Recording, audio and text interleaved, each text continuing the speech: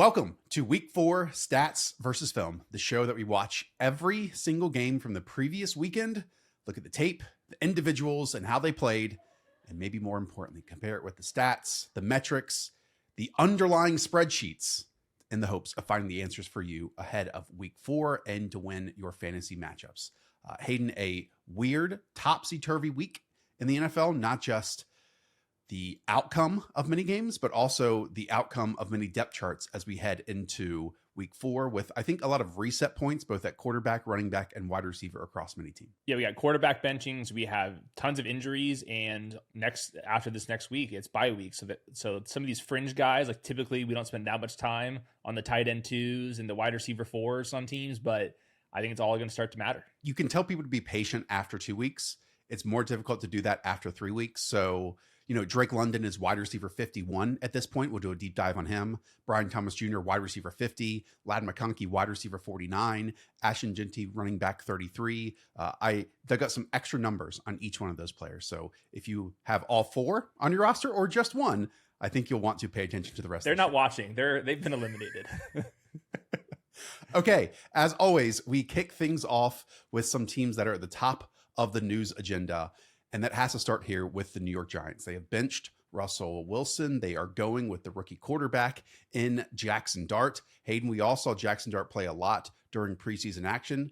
Let's remind the people what those takeaways were and how that can spin forward for the Giants moving forward. This is super exciting for fantasy purposes for 2 main reasons. Number one, JAXSON DART is going to be used in the scrambling department and in the zone read department. And Russell Wilson, part of the reason why he was benched and why the red zone stuff was so bad is because he just can't move like he did before. And that's really limiting. That's not the case with JAXSON DART. He was actually above average athlete among NFL starters. And he actually was really lighting it up against SEC competition, even like shooting some guys, truck sticking some guys. So that's going to be a big plus. The second big thing is at Ole Miss with Lane Kiffin. They use a bunch of tempo and were really aggressive with the decision-making in terms of throwing the ball downfield. So you're going to have some RPO stuff, but you're going to push the ball downfield. Well, JAXSON DART is a very aggressive player, and he's used to the pace. And now it's like the big takeaway in the preseason is Russell Wilson offense, slow, throw the ball downfield, hit your check down. That's kind of it. In the preseason, when JAXSON DART was in there, you saw some zone read stuff, but also a lot more tempo, get the ball downfield,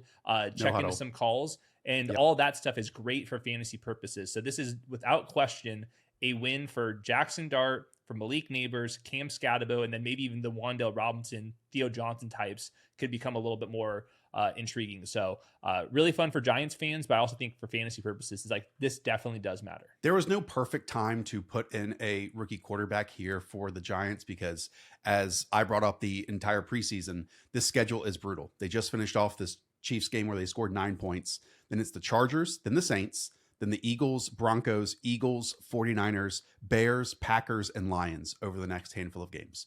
You hope that Andrew Thomas, who was capped at about 25 snaps in his return from injury, plays a full game moving forward. But what definitely stuck out to me in the preseason, because oftentimes either teams are super vanilla or they do very similar things as to what the starting quarterback does out there on the field in terms of running an offense. Brian Daboll had immediately a different style, as you just outlined. It hit different areas of the field. It looked different at the line of scrimmage with different personnel groupings and with different formations. You could tell it gave him and maybe even Mike Kafka a bit more energy to an excitement to call that style of an offense versus one that was a Russell Wilson touchdown to check down style. Again, I think they're going to be maybe more competitive and look a bit better just on a drive to drive and more exciting on a drive to drive standpoint. I don't know what this does from a win-loss column though for the New York Giants, just because of the buzzsaw that the schedule has and is coming up. And that does give me some fear that, hey, Brian Daboll has pulled this lever. He has used this card of a rookie quarterback already heading into Week 4. Does this even give him the rest of the season if this team is, 1-9 halfway through the year? I think if you look at ownership, they have been extremely patient throughout their entire history. Like we can go back like decades of this. So I think that Daboll is going to get the entire season with JAXSON DART, and he hand selected JAXSON DART. Like there was reports from like Jordan Rondon like weeks before the draft that like JAXSON DART was their guy. So I think they're going to have a plan here and let this thing roll out. Of course, we are grading this on the rookie scale only. rookie quarterbacks do not win football games. Like that's just like the reality of the situation. And oftentimes they have like the top or bottom 5 offense in the league. So if they can get even average offense, I think that would be a major win here. Obviously, Andrew Thomas coming back, I do think gave them a lot more comfort to go to Jackson Dart in this one too. Then I think there's just like some effort things, like looking at like Malik Neighbors and obviously the frustrations and stuff. I think people are just like kind of sick and tired of how limited the offense is, where you can only moves when the ball is completed down the field, and then everything else is super lackluster. So obviously not a sustainable premise there. But I think that Dayball is going to be safe for the season unless this thing like completely implodes. But I think Jackson Dart's like too good for like a complete implosion here. I think you could make an argument that they have been very patient with Brian Daboll so far during his NFL tenure. And they got to the playoffs in that first season where he kind of pulled all the strings with that lack of talented passing game along with Daniel Jones at quarterback. But really ever since then, it's just been downhill. The Giants so far this year are 31st when it comes to red zone touchdown success rate. As Albert Breer put it, Russell Wilson on third downs this year was 15 of 31, 193 yards, 1 interception, just 9 first downs. In the red zone, he was 4 of 18 for 16 yards just outside of it.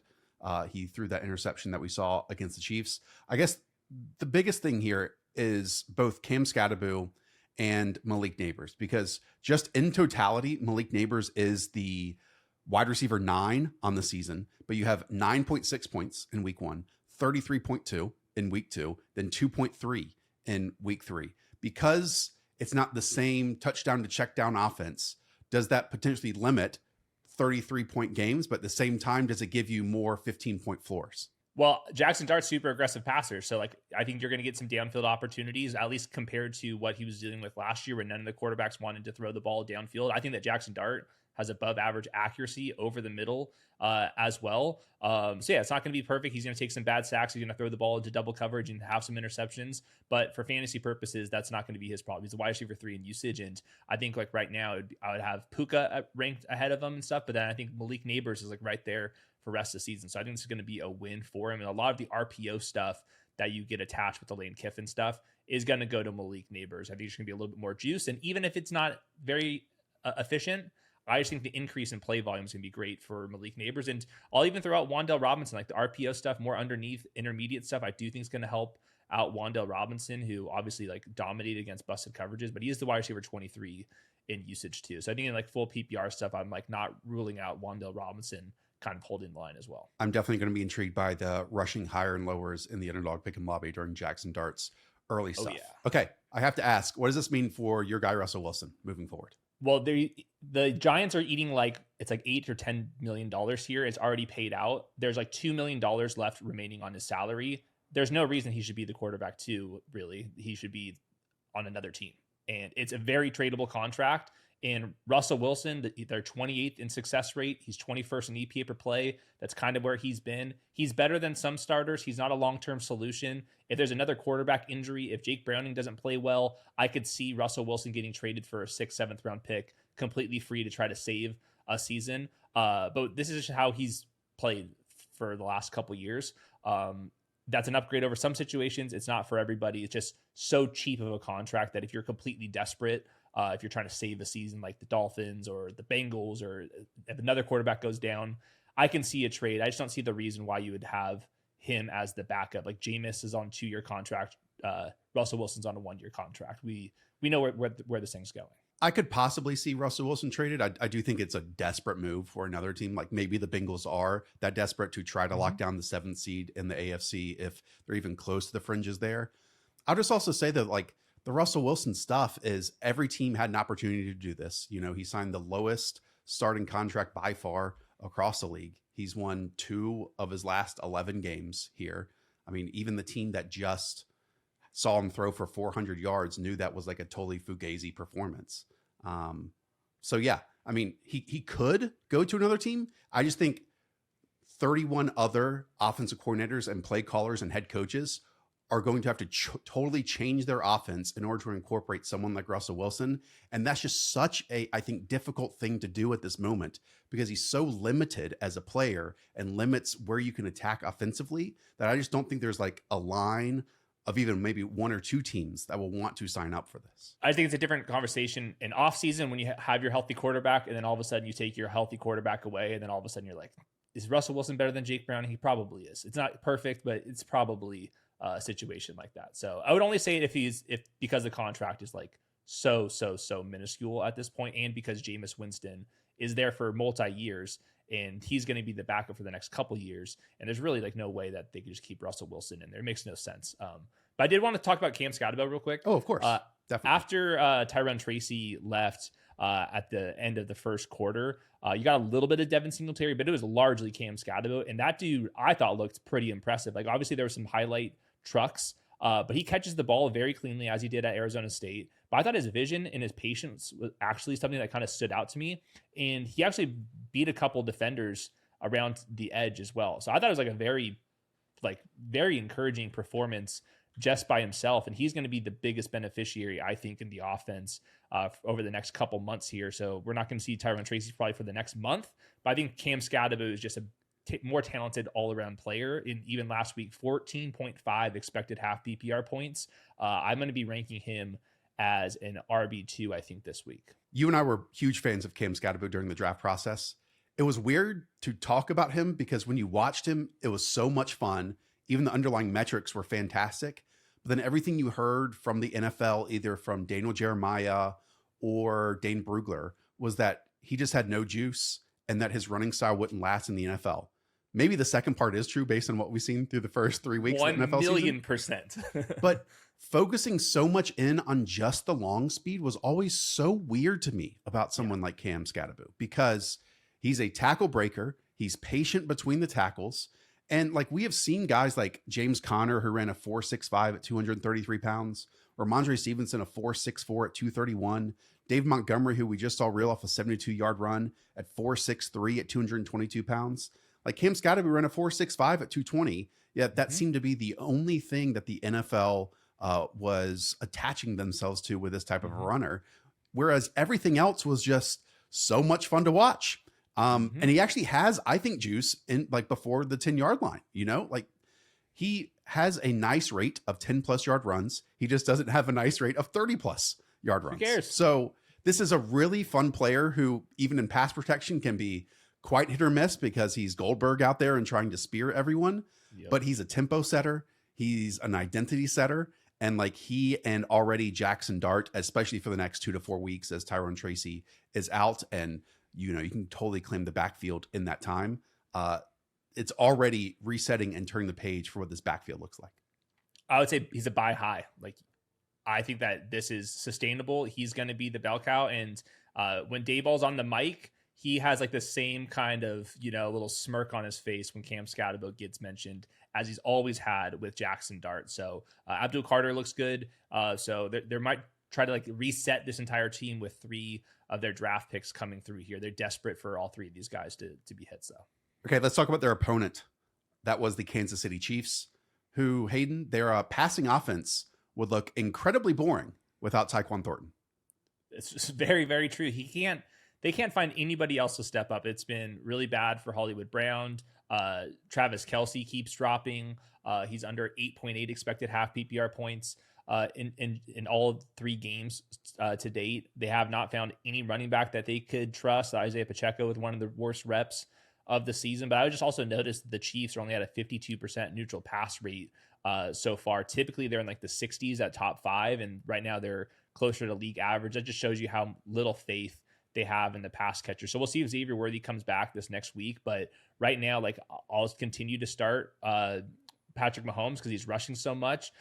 He is taking more downfield shots. I think that was the other thing in my notes. It's like very obvious that they're trying to throw the ball like almost like intentionally, where it's like, we're just going to take 2 40-yard passes each game and keep it moving here. But at least they have Tyquan Thornton out there. So I actually don't mind Tyquan Thornton as a pickup right now. And I do think that he should be playing over Hollywood Brown once they get their top 2 wide receivers. He's like, to me, just a more talented football player at this point. Yeah, on Twitter, I posted all 18 of Tyquan Thornton's targets this season. He is a 25.2 ADOT. The next closest player in the NFL with 15+ targets is Malik Neighbors with 19.6 ADOT. So it's already almost like 6 yards beyond that. you can even argue that it's already boring with him, but it'd be even worse without him. He's the only one with downfield juice. Hopefully that lasts. Hopefully Xavier Worthy adds on something to that. But again, I just keep coming back to once Rashee Rice comes back into the fold, he will be the focal point of this offense, of the passing attack. And that's not until week 7, right?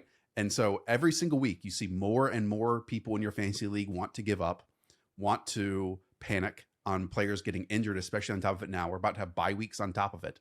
So if ever you can do like a 2-for-1 of just middling talents just to fill someone else's starting lineups and go and get Rashee Rice, if you drafted a loaded team, to me, I would still go and do it.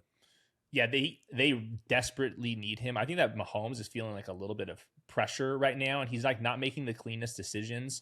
And I think like there's reasons for that. His offensive line has been bad. Like even like their superstars on the offensive line, they got 2 of them. They haven't been playing like all pro level players, and the tackles have both been getting beat. Their left guard is a liability playing out of position right now. So yeah, they need someone to go in there and settle it underneath. And right now that would be Rashee Rice if he was out there. But like Juju, Hollywood, Kelsey, they're not themselves. And then looking at the running back group right now, Isaiah Pacheco and Kareem Hunt, both outside the top 40 in expected points. Like that is extremely hard to do. That just shows you how little that they're getting out of this position. So for this next week, Travis Kelce low end tight end 1, but just barely. I'll rank Tyquan Thornton ahead of Marquise Brown, and you can't play either of them if Xavier Worthy is out there. So yeah, it's been as bad as it looked. So at the top, I even mentioned players who have underperformed. I didn't even mention Isaiah Pacheco in there, who is running back 49 right now, because I don't see a light at the end of the tunnel. Yeah, he had to play well to get his job back, and he has not played well.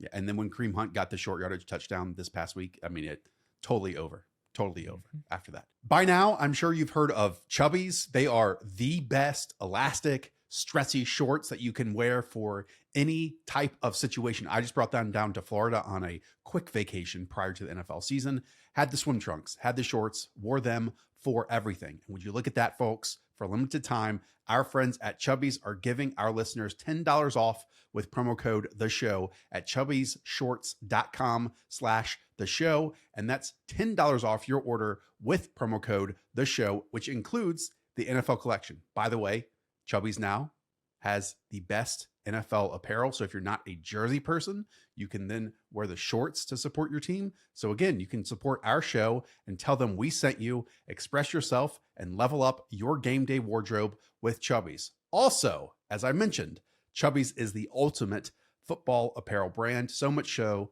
that they created their own fantasy football league. George Kittle, Ian Rappaport, and others have come together to assemble the Chubbies League on NFL Fantasy. Each week, the top 5 scorers will win a chance at Chubbies polos and shorts combo with their team's logo on it. The grand champion gets a chance at the ultimate fan experience, a 5-city, 5-stadium NFL game tour with a +1, while the fantasy flop faces a hilarious and unforgettable punishment only Chubbies could pull off. So head to chubbyshorts.com/the Chubbies League to learn more and have some fun. Get ready for the most outrageous fantasy football season of your life. Okay, let's go to Monday Night Football. What a game it was. We'll kick things off with the Baltimore Ravens posting 30 points again and still losing thanks to another Derrick Henry fumble in both of their losses this year. The most fascinating thing to me is how unpredictable fantasy football is, because we head into this game with Zay Flowers top 2 or 3 in target share across the league, and he gets 3 targets here for 2 catches for 13 yards. And then Mark Andrews, who last season, as Lamar Jackson told the broadcast booth, started very slowly. And when we start targeting everyone else, then we start targeting Mark Andrews, then pops up with 6 targets, 6 receptions, 91 yards, and 2 scores. So can we transfer any of this moving forward? Yeah, I mean, this game's it's a kick in the nuts. So Zay Flowers, 3.0 expected fantasy points when they were trailing. I don't even know how that's possible. And then, like you said, 19.6 expected fantasy points for Mark Andrews, clearly a season high. That might have been more in that one game than his 2 previous games combined. So yeah, it's a crazy game to predict. Isaiah likely is going to be coming back, I think, this next week, and that's obviously going to hurt Mark Andrews. The Ravens aren't going to be trailing as much as they typically are. It was odd to see Lamar Jackson looked a little bit skittish in the pocket. And I think he was kind of holding on to the ball, which you don't typically see from Lamar Jackson at this stage in his career. So that was kind of like a big credit to, I think, this Lions coaching staff, like once again, just finding new leadership up there and getting the most out of it. And Aiden Hutchinson obviously was a problem up front. So yeah, it was just like a really weird game. And it's just crazy how many times they fumbled the ball in the fourth quarter. And then Harbaugh, who was like so ahead of the curve 5-10 years ago with the analytics stuff, now he's like behind the curve and he doesn't call plays and stuff. So like, it's kind of weird that they have all these like crazy fourth quarter losses and then he doesn't call plays. And now like the one thing that he was supposed to be doing is like be aggressive, agree with the models. And now he's not doing that either. So it's kind of frustrating what's been going on for the Ravens. And by that, you're referring to your post where you pointed out that they punted on what, a 4th and 6 or a 4th and 9. Meanwhile, obviously the Lions went for it a number of times on 4th down and it ultimately won them the game. I mean, the Lions went 3 for 3 on 4th downs. The Ravens were 0 for 1. And Hayden, I think it almost extends beyond that. Like, we believe this Baltimore Ravens team is loaded. It's very good. Todd Monken has done a fantastic job, even taking Lamar Jackson to the next level. But right now, the Ravens are 17th when it comes to red zone touchdown success rate at just 54. And just anecdotally, when you're watching this team, they struggle in short yardage situations, which is kind of weird near the red zone. I'm saying kind of weird when it's Derrick Henry running and like as a goal line runner, sometimes he gets stuffed. And then the 2-point plays, it feels like for the Ravens for the last 2 seasons has just been like a kryptonite for them. It seems like they overthink it, like just get in there, just run it right with Derrick Henry. Right now the Baltimore Ravens are dead last in expected points to the running backs. Like obviously Derrick Henry like is just ripping off big plays and like that's skewing the numbers. But also he's fumbling the ball in fourth quarters and like those are meaningful drives as well. So I think just like probably just chalking this up to noise. I think the real reason why they lost this game, they're like superstar defensive tackle and Kyle Van Noy both missed this game and they did not stop the run whatsoever. And I'll also just say like Marlon Humphrey got beat a couple times here. Like they have some like stars in the back seven, not necessarily playing up to that standard. So I thought the Ravens were going to be a top 3 defense this year. Like right now they've got to be bottom 5 in EPA allowed right now. So that's been the real culprit here. But I do think that this was one of Lamar's worst games in a very long time, just like not feeling confident on where to throw the ball. And I know Ardarius Stewart had a preseason injury, so Malachi Starks had to immediately become a starter, and he's the one that missed the tackle on the long Dave Montgomery run as well after being, an early round draft pick. Okay, let's talk about the Detroit Lions. We brought this up as a possibility multiple times after week 1 and then even more so after week 2, but it was clearly the Green Bay Packers tax for their defense in week 1 when that team total for the Lions was 22. Ever since then, it's been closer to 26 or 27 points. And that's why with Johnny Morton, now we're getting an offense that looks so similar to the one that we got last year with Ben Johnson, even with some really cool trick plays on top of it with the speed option. I loved how Troy Aikman pointed out how he handed the football off to Amon-Ra St. Brown in a perfect position to pitch it on top of that too. And speaking of Amon-Ra, Hayden, he has 8 red zone targets right now with 4 red zone touchdowns of that. He's really good. One of the best USC Trojans there is in the league right now.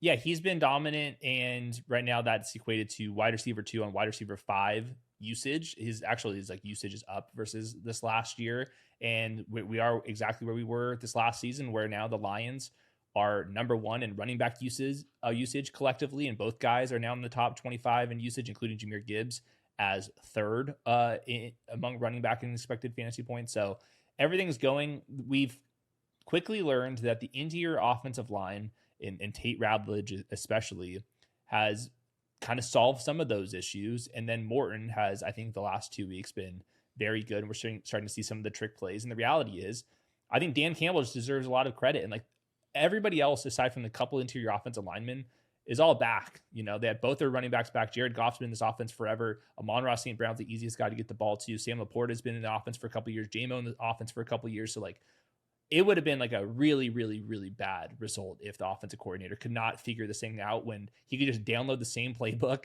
with 8 out of the 11 starters returning here. So you got to give a lot of credit to Dan Campbell, who I think gets maybe a little bit less credit on offense that he probably deserves because he's, an offensive guy. The other part of that is the Dan Campbell factor, where before Ben Johnson took over calling plays, Dan Campbell was calling plays immediately for this team. And then obviously all the credit then goes to Ben Johnson after about half the year or a full season after. I can't remember the exact logistics. But when Dan Campbell took over this team, and obviously it's not this version of it, they were on the ascension at that point, but he was a play caller, so it's not like he's just fire him up, personality, amp it up, grit, everything. He probably knows a thing or two about offense too. Yeah, he only played with Sean Payton for like a decade. Correct. And he played tight end, like aside from quarterback. Tight ends coach of the Miami Dolphins, all this type of stuff. With the Saints, everything. He's the man. One like slight little wrinkle is the Lions are 37% neutral pass rate, which only the Jets are lower. So it wasn't like quite that low in previous seasons. So I think like at the margin, that's going to hurt Laporta and Ajamo just a little bit.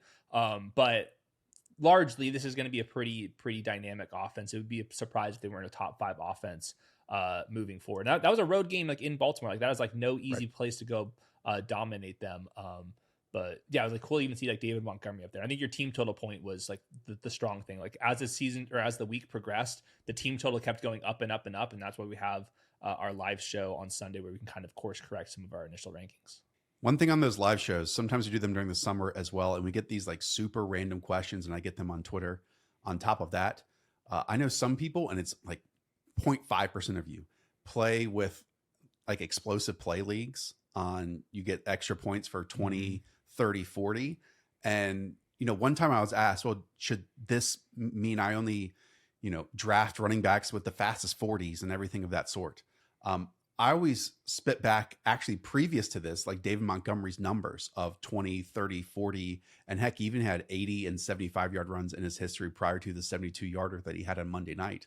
Because even more so than being fast, how you really spring runs is great blocking up front. And so then the running back only has to beat really one person in the box. And if he does that, then he's off to the races. So it's not necessarily the fastest. I would actually look at the best offensive lines if you do play in those leagues. Yeah. And then also like good vision, cutback vision. Obviously David Montgomery is really good at that. Just two little quick notes just to wrap my points. Laporta in the 2 wins, he's only averaging 5.6 expected fantasy points. He was getting peppered in that week 1 game in chase mode, but in the last couple games, that's a really low number. And then Jameson Williams under 7.5 expected points in all 3 games. That said, really fast player. He's nearly housed a couple of them.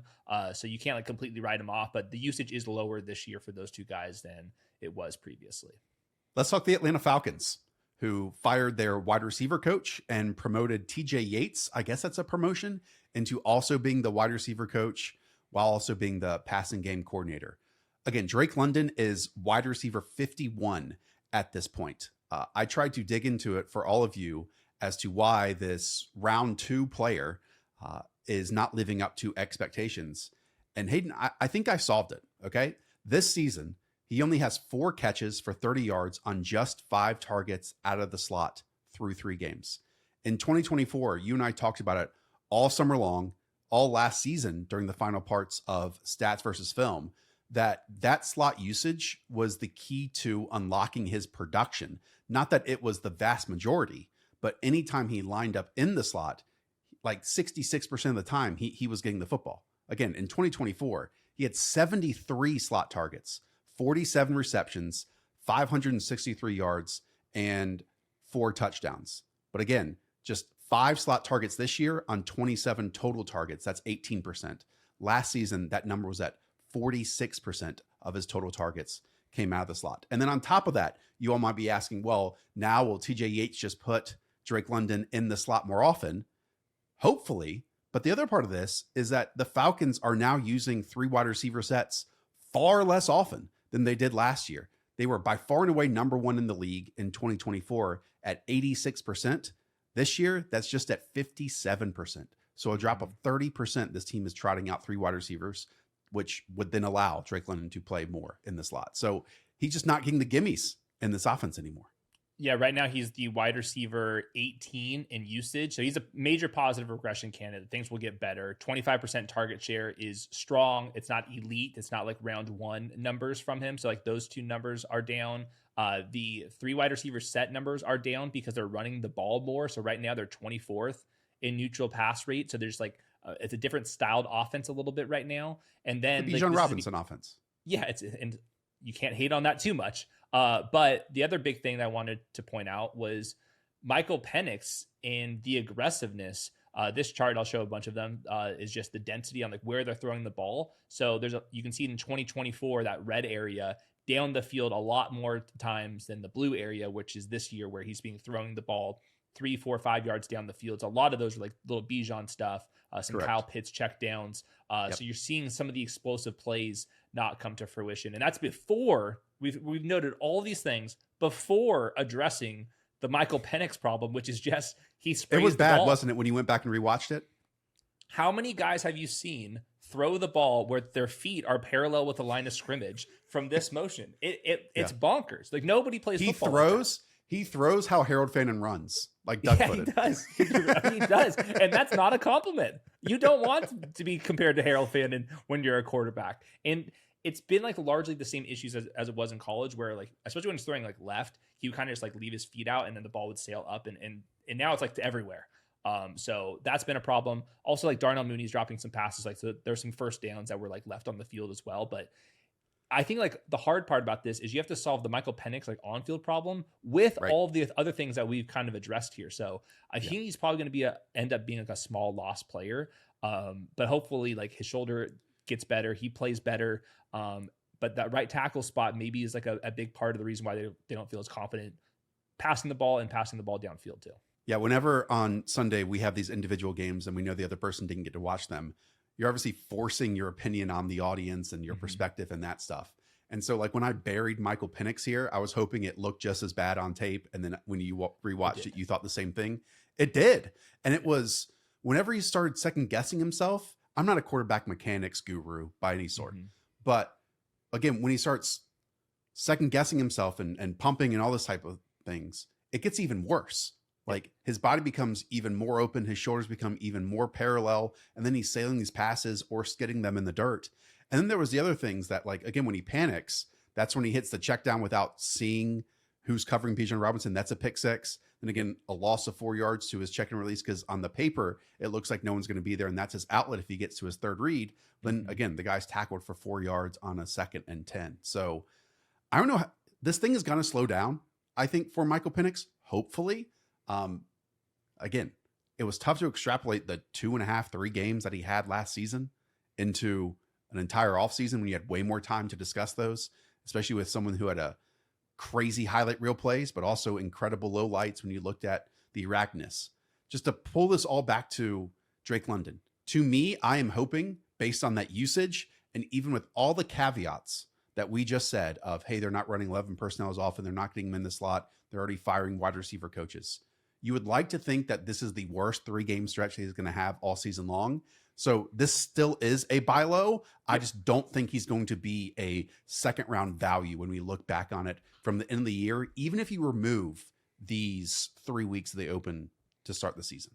I'd probably take him like wide receiver 12, wide receiver 15 if I was drafting today. The hard part is other second round picks include like Jonathan Taylor, in the second round. So I think that's always the hard part with the wide receiver discussion. There's always going to be some running backs in that round that just like completely dominate Drake London anyway. So yeah, I think without question, a buy low. Things are going to get better. The usage is the indicator that he is like a positive buy low candidate. But I do think your point is not at the draft capital. Like the offense has got to go back to where it was back in late 2024. And I'm not sure if with what they're seeing, they're gonna be like, yeah, let's pass the ball more. Like it's just not working. And Bijan's sick, man. Yes. Like he is so good at the game in terms of his cuts, making people miss. That would just more lead a play caller to want to trust him more often than hand it over to the quarterback to unleash the football, 40 times a game. Let's talk about another second round wide receiver in the Jacksonville Jaguars. Right now, Brian Thomas Jr. is wide receiver 51 in points. We discuss it every single year that drops, while they are very evident and get run when you're watching, NFL shows or on social media, the low lights definitely stick out, but those are not necessarily sticky year over year. With that said, when watching Brian Thomas Jr. through 3 games, his hands are absolutely a problem, and they were once again a problem in week 3. I mean, he had 2 more drops.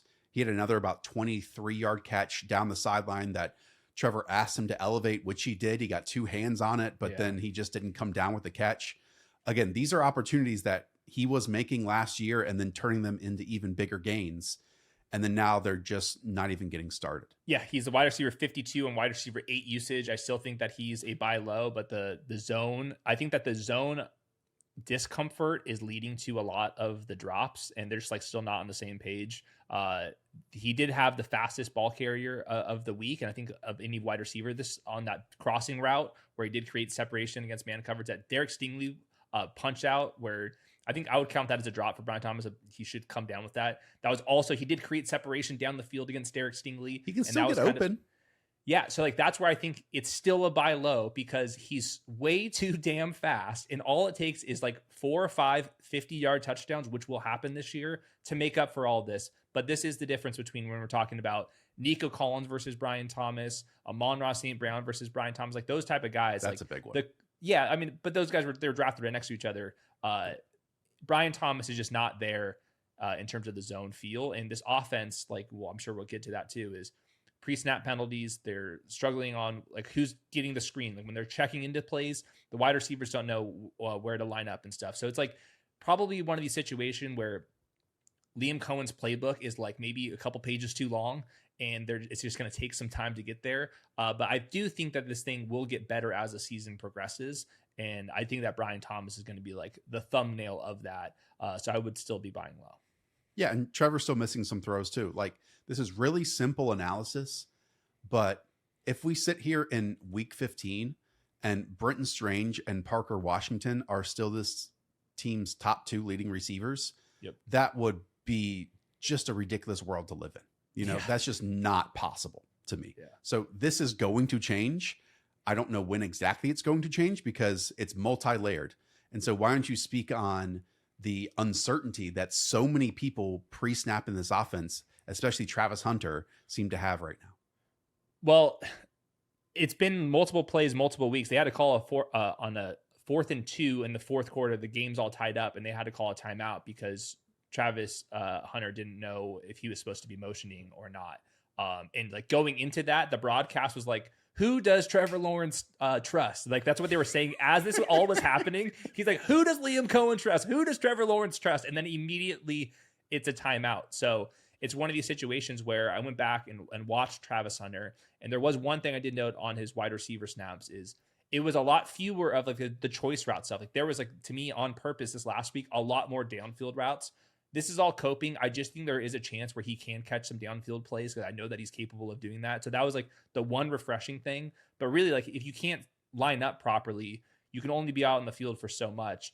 So I'm very curious to see what they're going to do because Diami Brown's got a shoulder injury, but also there's been some injuries at corner too. I think that his corner reps have been like okay, but he's also been like kind of dominant. Like Nico Collins ran right across his face on one for a slant. He's missed some tackles over the middle. He just looks small out there. So it has not gone well. And I hope that the Jaguars are going to pick a side and like, instead of doing like 60-60 in terms of the split, like let's make this like 80-20, you know, some like maybe more of that. But I don't know, man, like he's having like a lot of mental mistakes and it's probably just because he's not practicing enough.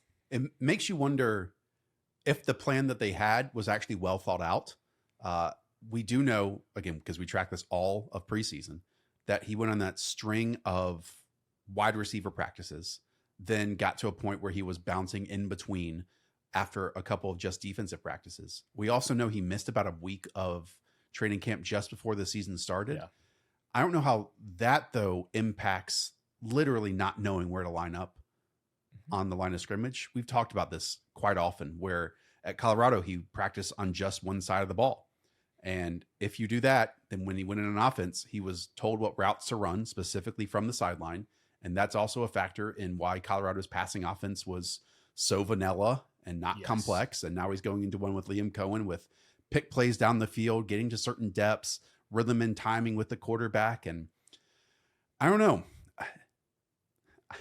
It's really tough because I think Travis Hunter is an incredible talent, still an amazing individual in terms of wide receiver movement. But you just look at what they gave up. And again, you have to think to yourself, they must figure this out this year, or it goes into the offseason of, oh, well, the Browns got a starting linebacker. They got Mason Graham. They got a first-round pick in 2026. And the Jaguars, again, this is just through 3 games, got a guy who is playing mostly zone coverage on defense so you can throw away from him and then doesn't know where to line up on offense. That's where it's at right now through 3 games. And that doesn't make sense. And that, to me, can't track for 17 games. Yeah. So for fantasy purposes, did want to note this. The Jaguars are once again second in wide receiver usage. Collectively, it's being split up. So either Brian Thomas is going to start going off, Travis Hunter is going to start playing more wide receiver, it's going to start working, or is it like Parker Washington, who was somebody that we talked about on the waiver wire show, who had a season high 16.1 expected fantasy points. Who's a really good role player? Let's add that. And they keep talking about him on the broadcast too. It's like the coaching staff loves Parker Washington. Whenever I would go over and read John Shipley, he's like, hey, Parker Washington, like the training camp star. So I do think there's like something to this Parker Washington stuff. Maybe only the 12-person leagues, DFS, see you in the pick'em lobby type of play, but keep an eye on Parker Washington. And then also Brenton Strange, who also is like the one guy not dropping passes. Parker Washington's also dropping passes. Brenton Strange is out there. He's not like wowing you with his movement ability and stuff, but he's a good athlete and he's catching the damn ball and he's lining up correctly. So I would not be surprised like one of these 2 guys kind of steps up in the interim. And we're seeing the exact same usage at running back too, with about 55% stuff going to ETN.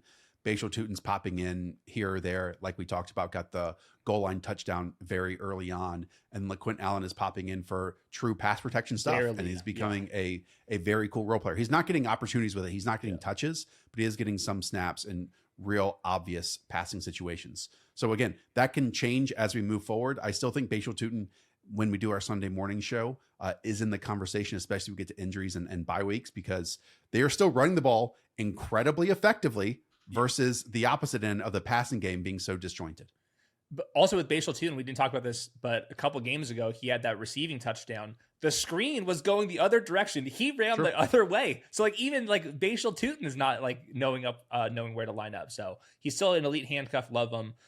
Travis Etienne's the RB10 or RB17 usage. He remains a start here. But just like they're making more mistakes on offense than any other team in the league, just like procedurally understanding the playbook. And they're still moving the ball.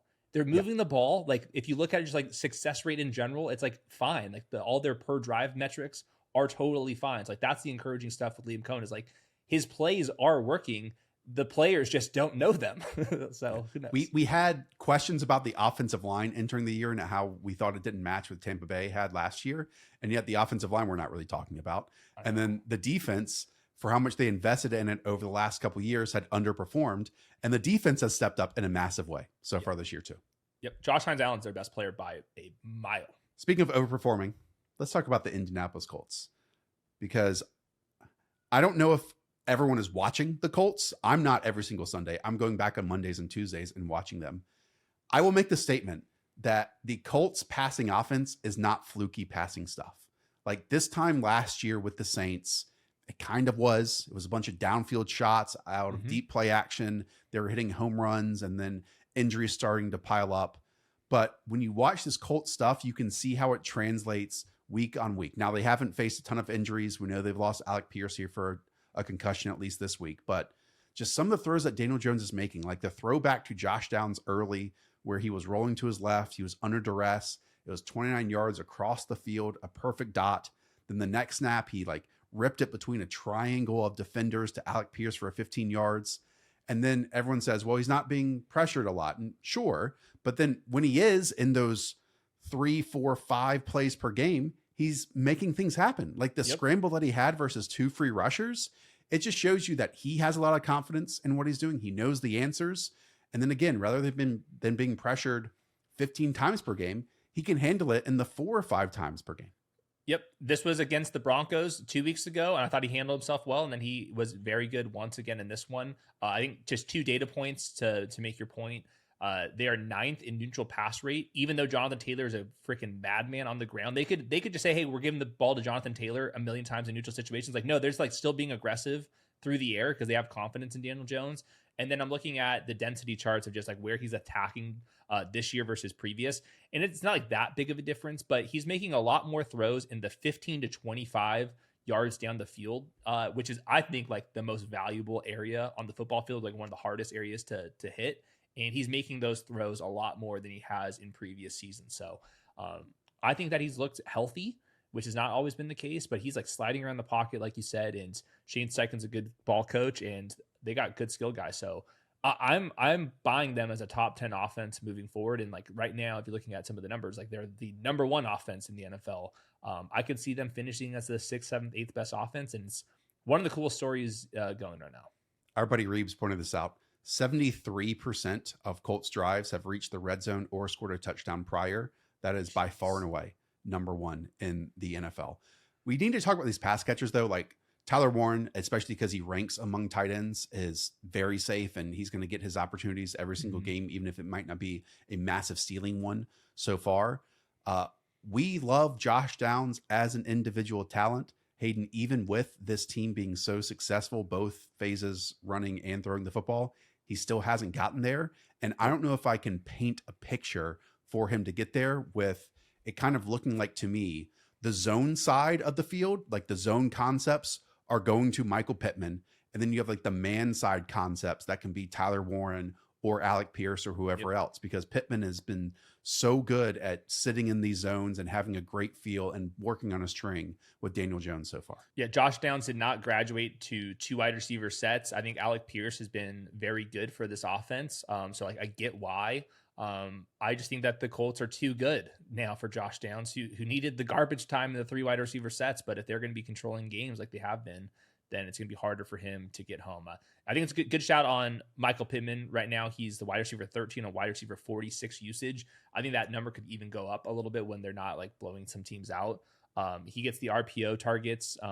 He did in this offense a couple years ago with Gardner Minshew. So, and he's also just like a good football player that was like dealing with a huge back injury last year, like obviously playing through it. So his numbers of like the last like 17 healthy games, like on pace for like 100 receptions. So I would not like discount Michael Pittman just because you don't think that he's like really fast. He's like a good player specifically for this offense. And I do think that he should be a weekly start, especially in full PPR.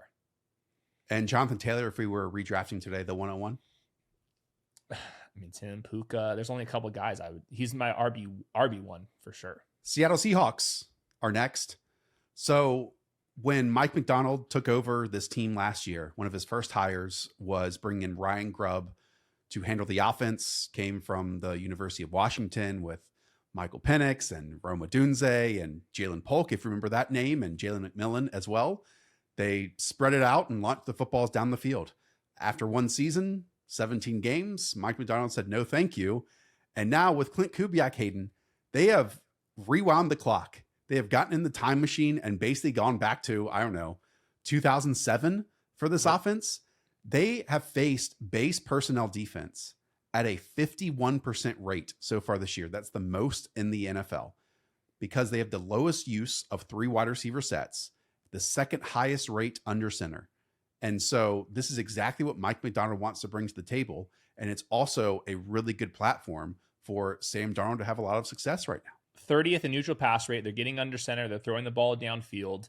There's been even a couple reps where they have no backs on the field. They have 2 tight ends and 3 wide receivers as like a wrinkle, and they're getting some explosives out of that. And like that's just like a funky thing for defenses to have to kind of figure out. So they're doing some like tiny little wrinkles, but really it's just like throw the ball downfield, big crossing routes, and it's a great fit for Sam Darnold, who's got, I think, he's got a case for like the most underrated quarterback in the NFL right now. The last couple of years, I thought he got discounted last year, and he was making like massive throws. He creates. This last game, it was shocking how many plays he made out of structure, like shedding guys, throwing on the run, both sides, and then also a huge play down the field to JSN, who that was like just a man coverage on the outside and just ran by somebody, which we have not seen from JSN too often, but that's like what they needed in this offense to work, that downfield stuff. And JSN has like grown up and like been not a slot wide receiver on the outside, winning intermediate and even winning down the field, which has helped him be a wide receiver 1 in fantasy. So it's like big shout out to Sam Darnold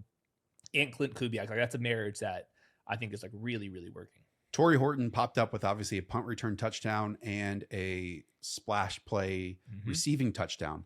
Again, my only concern is this team is by far and away last in the NFL in 11 personnel sets, 3 wide receivers. So he's not someone that is on my radar at this moment, but it's not like Cooper Kupp is, no, playing lights out. At some point, Torrey Horton could either take over or an injury can happen to Cooper Kupp. And when that does happen, that will be fun because Torrey Horton definitely has the juice. He definitely has the speed. And yeah, JSN on these crosser routes, working underneath, getting intermediate and even downfield out of the tight splits and everything has been a joy to watch. And we definitely need to bring up this running back position. They play on Thursday. So I think the Monday injury report was just an estimation. And so Zach Charbonnet did get a full participation list on there. We'll get more details here on Tuesday and Wednesday. They already called up another, I think, practice squad running back or signed another one as well to the main roster. So we will see. But in these last two games, as really being the starter, Ken Walker has been the running back 7 and running back 10. And on the season, he's running back 15 at this point. Yeah, so without Charbonnet last week, 13.2 expected points. And with the 2 games with Charbonnet, 8.7. So he did get a bigger workload with him. And I think that he's played very well. And he deserves not to do the drive-by-drive rotation with Charbonnet returns. So we'll see. I'm guessing that Charbonnet is going to return for Thursday night. And I will have Kenneth Walker as the RB18. And we have lots of runway to go up with that. Los Angeles Chargers are next. Talk about a team changing their style. Who would have thought, Hayden, a year, 2 years ago, Greg Roman, his team would lead the NFL in 10 personnel, 4 wide receiver sets. And it's not even close, okay? After 3 games, the Chargers have utilized 4 wide receiver sets on 14% of their snaps. The next closest team in the league are the Miami Dolphins at 2.4%. I know that and me are pointing out something that's only happening 14% of the time, but it's a good identification of who the Chargers have now leaned into being. And it's, let's build the whole freaking thing around our superhuman quarterback in Justin Herbert and let him spread it out and touch every single blade of grass with the football. Really smart player with a cannon of an arm. Let's just pass the football with him. It seems like a smart strategy. And then even in 3 wide receiver sets, now, this last week, they have a Rondé Gadsden as their single tight end on some of their plays. He was basically a wide receiver at Syracuse, and he actually made like 3 or 4 plays, like very nice plays for a rookie. So like that's another little wrinkle where, yeah, if it's 3 wide receivers, but really like he's almost like a 4th wide receiver too on top of that. So easily number 1 in neutral pass rate right now. It's very sustainable. Keenan Allen has been amazing against zone coverage, but he also has some man coverage wins. Ladd McConkey is not even being utilized that much, but he's been very successful on a per target basis. Then Quentin Johnson is obviously the big storyline. Just like he's actually making like real plays, and he's the wide receiver 10 in usage right now. So all these guys are must starts, and that's before we get to the Omar and Hampton stuff. But like really, I think that Herbert's going to get some MVP votes in this offense. And I think like you said, he could have that Joe Burrow lead the league in passing yards type of season if this thing kind of keeps up. I brought up the 10 personnel stuff because they didn't run a single snap in 10 personnel all of last season. And it shows you kind of the differences in personnel and the confidence that they have in these guys. Because last year it was just Ladd McConkey for the last 2/3 of the season. And then now you bring in Keelan Allen. He's playing at a high level. Quentin Johnson, it's amazing what confidence can do to a player. I mean, he had 10 targets this past week and he's making legit plays out there. And Hayden, we can point, positivity in the direction of both those players. And then everyone's going to say, well, I took Ladd McConkey in the 2nd round and he's wide receiver 49. That is not helping me. What should I do? Is it as simple as, one, Ladd McConkey is still a very good player, but Justin Herbert is not throwing him the football at the same rate that he did last year when Ladd was, number 1 by far and away talent on that team. But at the same time, I can talk out the other side of my mouth and say that they are number 1 in neutral pass rate. They want to throw the football all the time. And so if it's working for Keenan Allen and it's working for Quentin Johnson, at some point it is going to work for Ladd McConkey too. That's where I said they're number 1 in wide receiver usage collectively, and Ladd McConkey's just has the lowest target share of the 3, which I think if I was ranking them rest of the season, I would say Ladd McConkey's going to finish number 1 in targets in this offense, and he will be very efficient on them. I do think though, Keenan Allen is better than even like I loved Keenan Allen in the draft. Like once he signed, he's better than I even was kind of dreaming of. And then Quentin Johnson is light years better than anybody was expecting after the last couple of years. So I do think that the target share number that he has, I do think it's lower than what we would have guessed before the season, because like the talent around him is like obviously much better, but he's going to have some massive games still. So he's maybe like kind of like Drake London, where like better days are coming. He's a buy low. Would I draft him 18th overall if I was doing drafts today? I probably wouldn't. Would I draft him in the 3rd round? I definitely would. So I think maybe a small loss might be coming our way, but I would be trying to buy low on Ladd McConkey because this offense is going to be one of the best in the league, like very easily. That's the point. You are, still believing and staying patient with a guy who's in one of the best offenses, if not the best offense in the league right now, Yeah. So it's easier to stay patient with that because, big games are on the way, even if, they're running 11 personnel at a high rate. If the other 2 guys are getting more targets at this point, that can flip at any point. It really can. And it's more likely to do that in an offense and more likely to be successful in an offense that's really, really good. Okay. The running back stuff. This is really straightforward. Najee Harris, unfortunately, goes down with an Achilles injury. We know what happened in week 2 with the Martin Hampton fumble and not having any production. And then as soon as he steps in, Hayden, it was so funny to go back and watch his tape because it truly is, hey, let's get him a crease between the tackles. Let's get him on the edge. Let's get him downhill. And let's let the big man run really fast in a straight line. And that is the entire mission statement for Martin Hampton. Yep, I would take him as a top 10 running back rest of the season. He had 18.9 expected points this last week. And we got bailed out if you drafted Omarion Hampton. Like Najee Harris was playing more snaps and giving the ball more than Omarion Hampton. And only after that is when he balled out. But they don't have any other options here. I thought that Omarion Hampton's tape was still average. But it doesn't matter.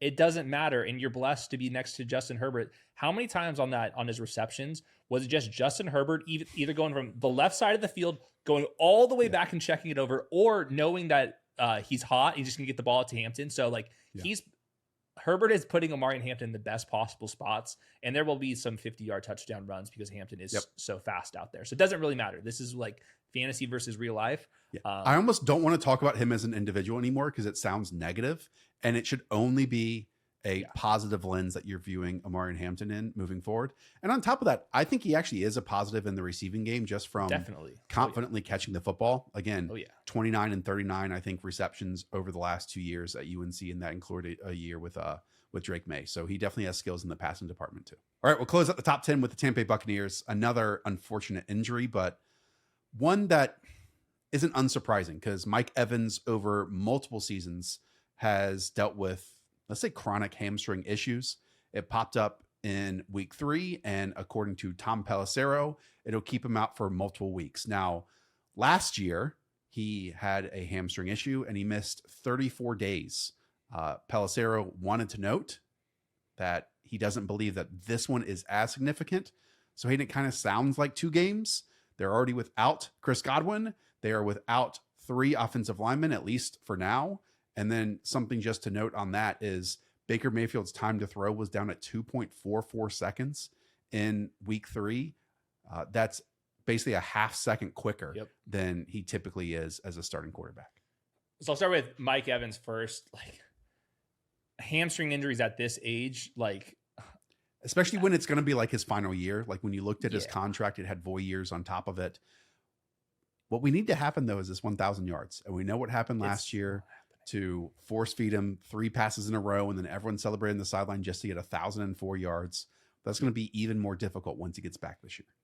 No, yeah, I think it's going to be very difficult. I would kind of sell Mike Evans at this point. Like, hey, it's only going to be 2 weeks. Like he'll be back. I feel like you're rushing a hamstring back. Like that's like the best case scenario. I don't know about all that. And then when he does come back, Chris Godwin will be reintegrated into the lineup, and then Emeka has just been like, how many plays? Millen will come back at some point too.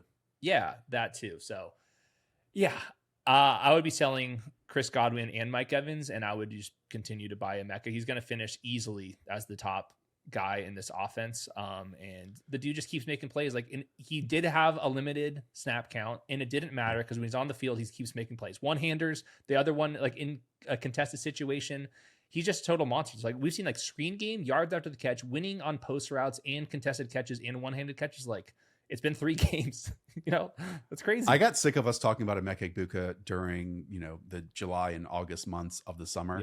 Yeah. He's the wide receiver 10 in points right now. It's pretty easy. Yeah.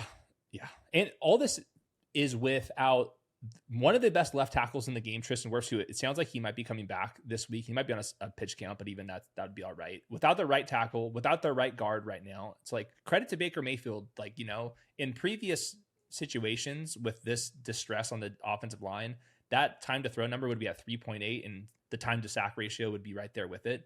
He's just playing better, more gutsy, and he's like not even at full health right now. So, I mean, he deserves like a ton of credit. I feel like the tide's kind of turning around Baker Mayfield, and I do think that he's like on the cusp of being like a top 10 NFL quarterback. He just like keeps showing up out there right now, and he's just been sensational. They're 3-0. It's crazy. All right, time to go alphabetical order the rest of the way. Before we do that, just a reminder, if you want to support us, the best way of doing that is to support Underdog. Use promo code The Show. Man, do we have some exceptional deals and promos for you throughout the week. Number one is the witching hour on Sundays. As soon as you hear Scott Hansen say it is the witching hour, Pavlovian stuff. Open up your phone, get all your discounts, get all the tokens, get everything in the app. You'll be amazed if you've never played an Underdog that I think it's in 41 of 50 states on some level at this point. So go and play, open up the Dog app and use promo code The Show, and we'll give you $50 once you play, $5 for first time users. Okay, Arizona Cardinals time. You and Jacob had a great discussion, a great show on the waiver episode on Monday night. Anything you want to add here about Trey Benson coming in for James Conner, who I still feel like are very different runners. And I do wonder if Drew Petzing kind of changes his rushing scheme in order to accentuate the strengths of Trey Benson's style, which is much more getting to the edge and get him out in space. I thought he needed development time as a prospect, and we're getting into the point of his career where he should have had enough time to develop. I do think that they missed the run game coordinator that is now with the Cowboys, who, by the way, are number one in rushing success rate, which is pretty crazy.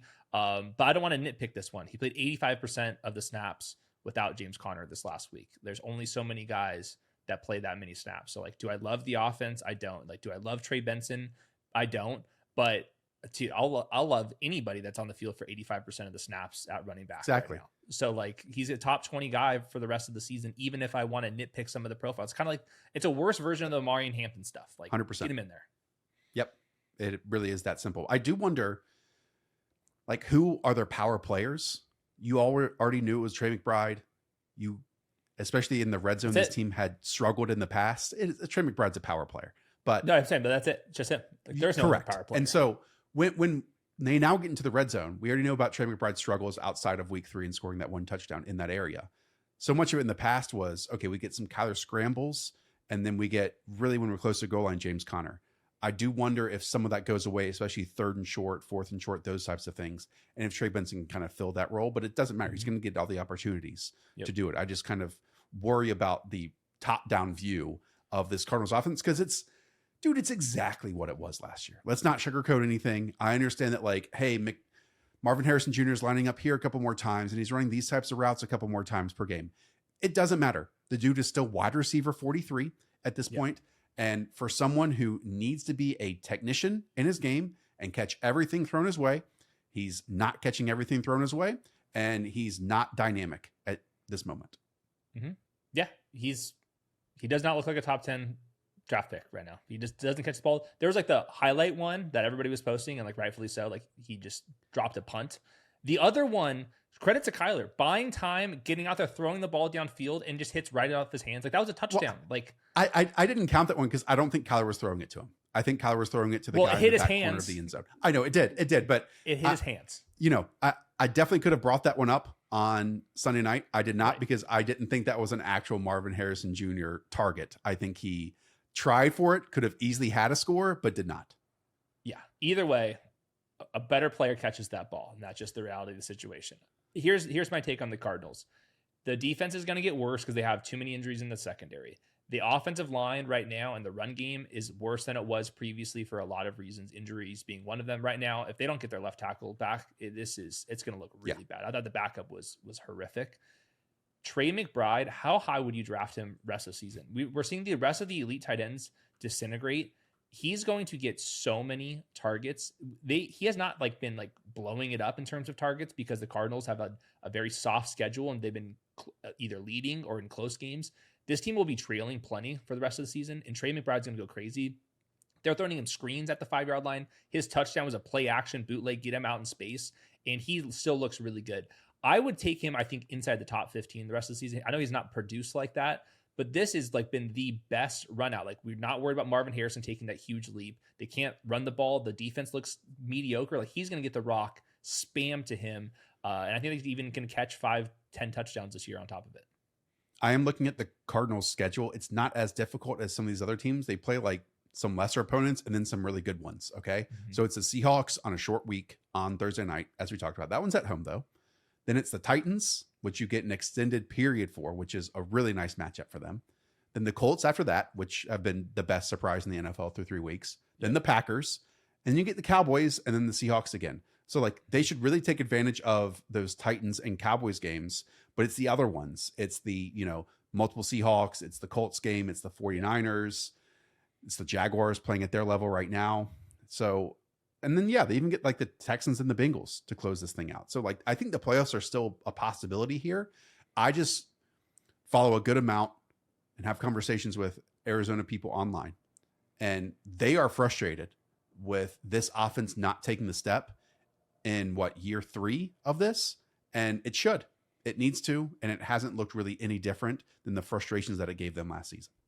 Yeah. I thought Kyler played decent football this last game, and everything around him fell apart. So it's just not good. He's not so good that he's going to elevate a bad football team around him right now. Like, the roster is just like not very good. And it's unfortunate. And like James Conner's like a captain of this team too. So hopefully they don't just like mail this one in, but I don't think this is a NFL playoff team. Buffalo Bills. They're very good. Speaking of, James Cook is the running back 2 right now. Josh Allen is the quarterback 2, and Dalton Kincaid is the tight end 3 at this moment. Anything else you want to add about this Buffalo Bills team, which, again, outside of those 3 names, it highly fluctuates between the top wide receiver, if there even is a top wide receiver? Yeah, all of the wide receivers are outside the top 40 in expected points, and right now the wide receiver 1 in usage is Keon Coleman, who dominated in the first week when they were trailing by multiple touchdowns. Which, how many times are the Bills going to be down by 14 Correct. this rest of the season? Maybe never. Their schedule, I mean, my God, their schedule is so easy the rest of the way. So I'm not sure if I can start any of the Buffalo Bills wide receivers. Of course, all of them are going to have random big games when you're attached to this offense, but the reliability is just not there.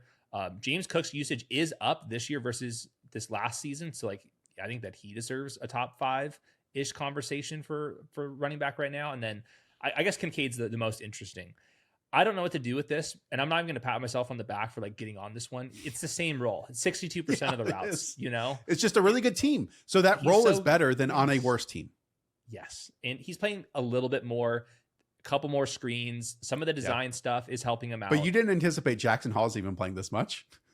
Well, I did like Jackson Hawes in the draft. I know, credit to me for that one. But it's not like he's not even just like, competing with Dawson Knox for running game snaps too. It's now Jackson Hall's on top of it. For sure. I will say this. This is such a good team without a legit wide receiver 1. And that was the thesis. And like, that is like obviously been playing out. So he's tight end 8 in usage, which is not a lot in expected points, but the rest of the tight end position is so bad that I would be drafting Dalton Kincaid as a top 8 tight end rest of the season.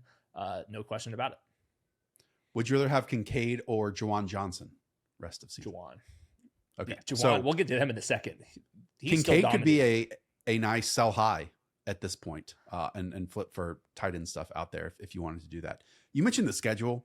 I know it can be difficult to look ahead for every single team. I'll do it for the people out there. It's the Saints, the Patriots, the Falcons, and the Panthers over the next 4 weeks here for the Buffalo. I mean, what? How did this happen? Game? The rest of that division is miserable. Yeah. Oh my God. Bro. We've all sent money to a friend or a group after dinner, bowling, maybe a birthday party, an event that you forgot to bring a gift to. And it can be difficult with other ones, but not Cash App. With Cash App, you can spend, save, and live your life knowing that your money is right where you left it, with advanced built-in security protections that you count on and help when you need it. Spend with peace of mind today and order a Cash App card in the app or at cash.app/card. For a limited time only, new Cash App customers can use our exclusive code to earn additional cash for real. Just download Cash App, use our exclusive referral code SECURE10, in your profile, send $5 to a friend within 14 days, and you'll get $10 dropped right into your account. Terms apply. That's money. That is Cash App. Cash App is a financial services platform, not a bank. Banking services provided by Cash App's bank partners. Prepaid debit card issued by Sutton Bank, member FDIC. Instant discounts provided by Cash App, a Block Inc. brand. Visit cash.app/legal/podcast for full disclosures. Okay, let's talk about the Carolina Panthers. They're next.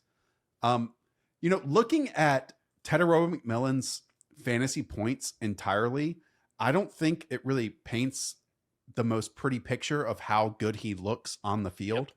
He's wide receiver 29 at this point, and it's not like he's bottomed out at all. It's 9.3, 13, and 6.3 half PPR points.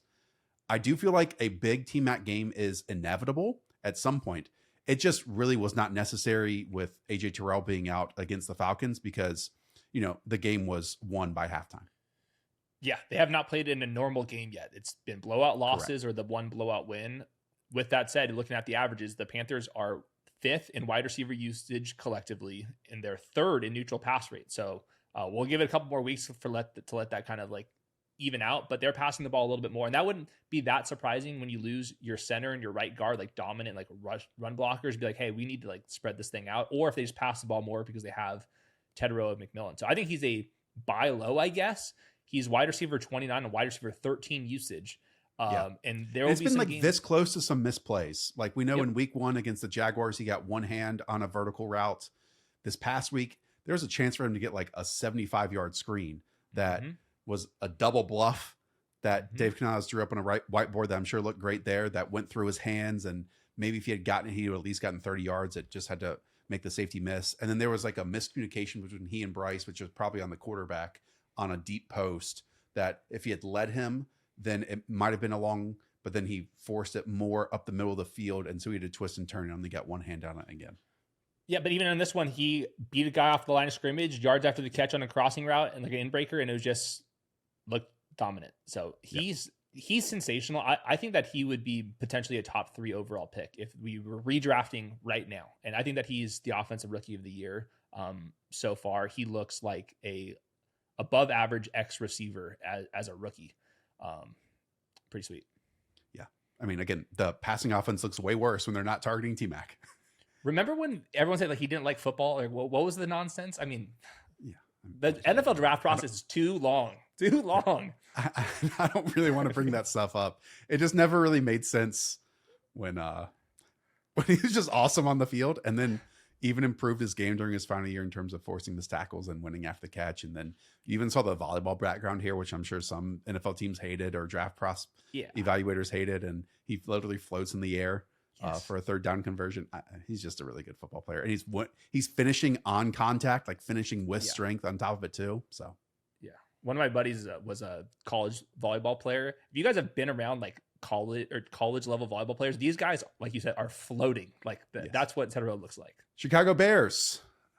We discussed this at length on Sunday night, but let's do a short recap here. Most of all, you all need to have extreme confidence in playing Rome Odunze at this point. He has separated from the pack. And Hayden, I'll be interested to see what your expected points say. I don't know if he's one of these players that is quote unquote performing over expectation, because he has still left about, 3 catches, 75 yards and a touchdown on the field too, because of drops. Yep. Yeah, all that's true. He's wide receiver 3 on wide receiver 7 usage. So it's like everything about this is real. And in my notes, and just like watching him, he's getting all like the normal drop back looks. Like you're getting some like fun stuff to DJ Moore and Luther Burden, and like Luther Burden's like in there for like all the trick plays and gadget stuff. But like when it's like, hey, we just need a first down, the ball is just going to Rome Odunze, who's like you said, not a perfect player right now, but he can win in man coverage. He can run crossing routes. He looks like a great athlete. And this offense is passing the ball a ton. And yeah, they're number 5 in neutral pass rate right now on top of that. So it's been a fun offense. I think Caleb's playing really good football right now. And I think that DJ Moore is at risk of Luther Burden touches. And I think that Rome Odunze is like the constant in this offense right now. Yeah, this is a really easy team, I think, to discuss at this point. They are still trying to like manufacture some stuff for DJ Moore, getting him in the backfield and giving him legit handoffs. I know our buddy JT O'Sullivan pointed out that DJ Moore has even improved maybe some of the technical work and his effort on some of these routes on the outside on top of it. But I just don't know how this moves away. I'm not saying Rome's going to be the wide receiver 3 on the season, but a finish as a top 12 wide receiver is possible. 100% in the range of outcomes here. This team, the Bears, after being 1-2 to open the year, do have the Raiders, the Commanders, and the Saints over the next 3 weeks. So 2 of those are like eruption spots for this offense. Something to note, the Bears are using these really funky personnel groupings where they're using DJ Moore as the running back here. And I think that they're going to do the same thing with Luther Burden too. So like they might get interesting in how they use their running back, where DeAndre Swift's off the field so they can get into empty formations, which Caleb is very comfortable with. And they got some explosives out of that, but we're seeing some DJ Moore touches at running back. And on the broadcast, Caleb was talking to, I forget who it was, but he said that the comp for DJ Moore is Deebo Samuel, which we've been saying on the pod, which was pretty cool to hear that. But it makes sense, and they're starting to use him a little bit more Deebo Samuel-y. Right now, the Bears are 3rd in the NFL with 85th percent red zone touchdown success rate. They haven't gotten to the red zone that many times, just 2.3 drives per game because they, scored 2 long-ass touchdowns that we saw last week. Again, do wonder if they make the playoffs, if they don't, if they get close to it, how much the running game does come back to bite them, or if it can be aided once they go along this season. But from a passing game standpoint, it feels like they figured it out. And look, not everything can be figured out in one off season. I understand that. At the same time, this team had a lot of salary cap and a lot of, 4 top 2 round draft picks in order to invest something in that running game. And they did not. So again, you just hope it doesn't come back to bite them as we go along. But at the same time, like DeAndre Swift can give you the explosive play that he gave you last week in the screen game. That's just who he is. Last note I had for Caleb Williams, a bunch of the quarterbacks in pre-draft rankings are like no longer part of the discussion. Like Bo Nix has been playing bad. Dak and Brock Purdy's injured. I think that Caleb Williams, and I had him quarterback 3 this last week in a perfect matchup. I think I would take him top 8 rest of season, maybe even higher than that without Joe Burrow and some of these guys. So I would not undersell Caleb Williams stock now that he's running a lot. You're getting some explosive passes, and their top corners out for the year in Jalen Johnson. So they're going to be in plenty of shootouts the rest of the season. Cincinnati Bengals. So we mentioned that last time that Jake Browning got a run of starts, he had 7 top 10 or 5 top 10 quarterback weeks of the 7 starts that he had. Obviously this past week, that was terrible, miserable. I would still try to sell T. Higgins and Chase Brown as much as I could at this point. Chase Brown is running back 31. Maybe someone points to his usage and all this type of stuff and say, oh, he's still dominating the snaps and he'll turn it around. It's like the compounding factor of a backup quarterback and this offensive line that is like a non-starter for this offense right now. I agree. Chase Brown, season low, 11 expected half PPR points, and he's just been a below model player because he's mediocre. And this offensive line can't block anybody right now. So yeah, Jamar Chase, season low, 6.8 expected fantasy points. T. Higgins, season low, 3.3. But T. Higgins, his target rate has been plummeted without Joe Burrow, and that's been the last couple seasons. And I think that makes some sense. So there's only one guy to save this team, and he lives in New York, and he's looking for a job. Oh my gosh! So we'll see. We'll see. Do you see? Just insane. Goodberry said, "Hey, let's do it." This is such a great bet by you. What a bet! What a bet you have. Don't worry, Hayden. We also get this Bengals team on Monday Night Football this week. That's going to be fun to watch. Facing off against a Denver Broncos defense looking for revenge. And then after that, it's the Detroit Lions and the Green Bay Packers. Those are the next 3 games for this Bengals team. So again, sell high. I mean, I don't know what you can get, and you're not going to get the value. You're not getting the number 1 pick back.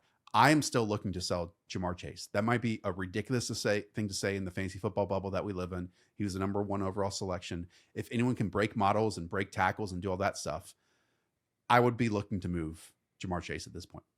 The value is only going to get worse over these next 3 weeks, I think. Yeah, until Russ shows up. I would trade Chase Brown for Cam Scottabille. 100%. To me is you got to do it. Next, Cleveland Browns. Why don't I start with their defense first, since we're mentioning defense so much in this? It's the year of the defense, okay? So they faced off against the Green Bay Packers as we had previously said, the Packers were so balanced on both sides of the ball, and their offense was so good at attacking down the field. I mean, Jordan Love had a 9.2 ADOT last year. He opened it with a 10.8 and a 15 average depth of target this season. Then he was forced into a minuscule 1.7 ADOT in week 3. Like, no defense is controlling matchups like this one right now. Now, I understand many people are going to say, well, Lamar Jackson did it to them. We're talking about Lamar Jackson here, okay? The other part of this Browns team and their defense too is not only are they preventing passing, you also can't run on them. I mean, they've only allowed 46, 45, and 81 rushing yards, and that's against Chase Brown, Derrick Henry, and Josh Jacobs. So often we talk about offenses controlling the tempo and the identity of games. The Browns defense is doing that.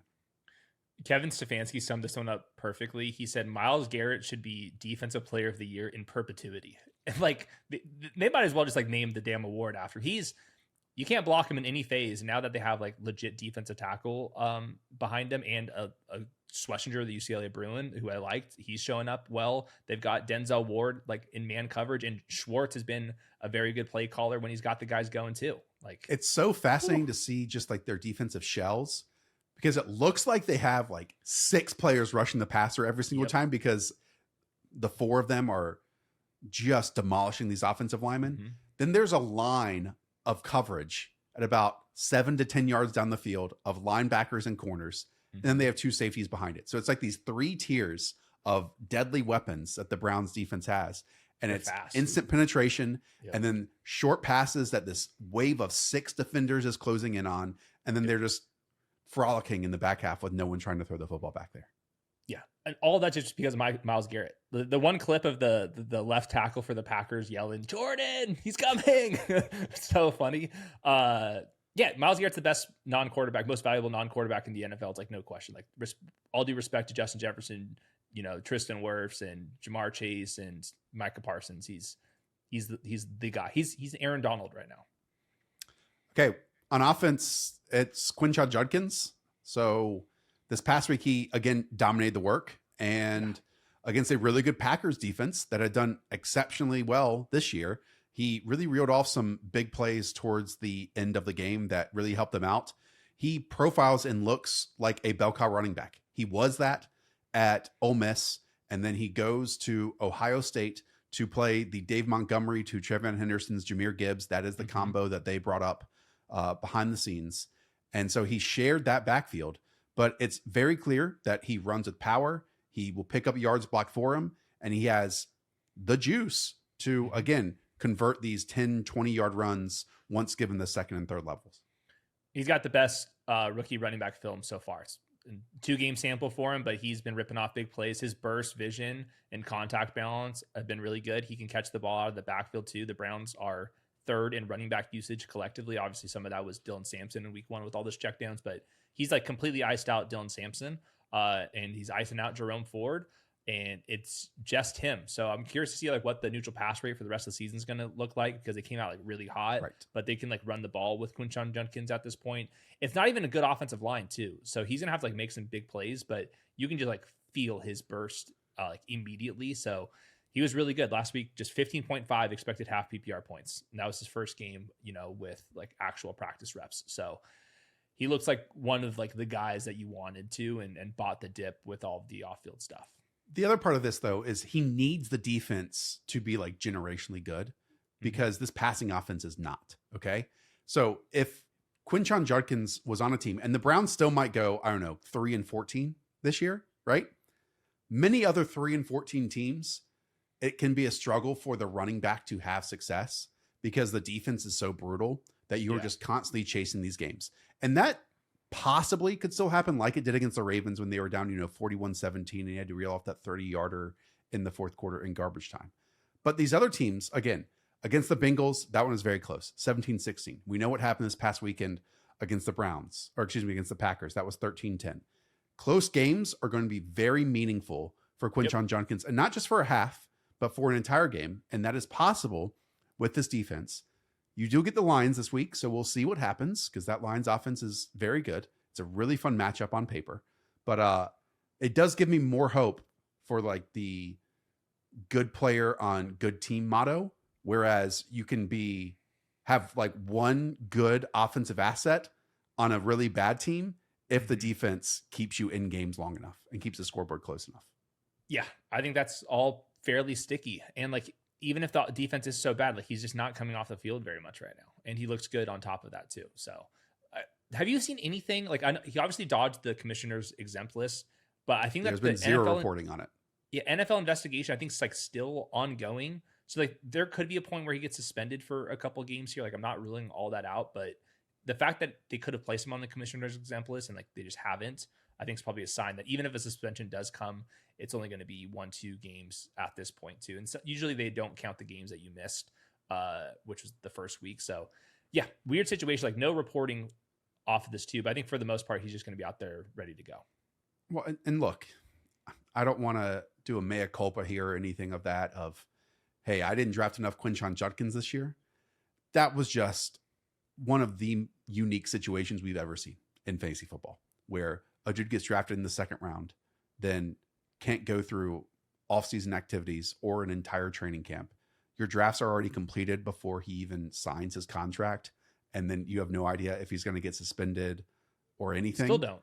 Yeah. And when he's going to sign. So like, sure, I'm sure many of you or other analysts were like, oh, I'm buying this dip on Quinshon Judkins and all this type of stuff. You're already talking about 200 players across the league. And it's weird to then say, oh yeah, for this one that we have zero information about and no one's going to touch the field. Yeah, I'm definitely going to invest in that one too. That's just my perspective on it. There's always just a price. And that's just the key thing to always, and we're always looking for upside. So maybe I had that one wrong. Dallas Cowboys. And I love Quinshon as a prospect. So it's fun to see him be a really good player once he has touched the field. Let's put it that way. Mm-hmm. Dallas Cowboys. George Pickens is already third in the NFL in red zone targets. This team is already attempting the most passes per game across the league. Now they have lost both CeeDee Lamb and their first round offensive lineman. Hayden, listening to you and Jacob on the waiver show, you're kind of waving the white flag on this Cowboys offense. Well, I mean, they don't have their starting center and their first round guard. I don't like their tackles, and CeeDee Lamb's not a part of the picture. So this team's not like have garbage time numbers. Wait, I don't know. I haven't done my wide receiver rankings. Wait till you guys see where I have George Pickens ranked. Like it is totally justified, I think, to have him as a wide receiver 1 for the next couple of weeks. He had a season high 16.4 expected points this last week, like you said, in the red area. I don't even think it's a smart play, but they are just trying to throw the ball to George Pickens, and like that should continue, especially when you don't have your 2 interior offensive linemen that are like needle movers in the ground game. They're massive, thick dudes up there. They're gonna throw the ball to George Pickens. Like he's not even played well, and he's been fantasy relevant, you know, like dropped interceptions and just like same old George Pickens stuff. And this is the perfect run out for George Pickens. So he's going to be a guy that you want.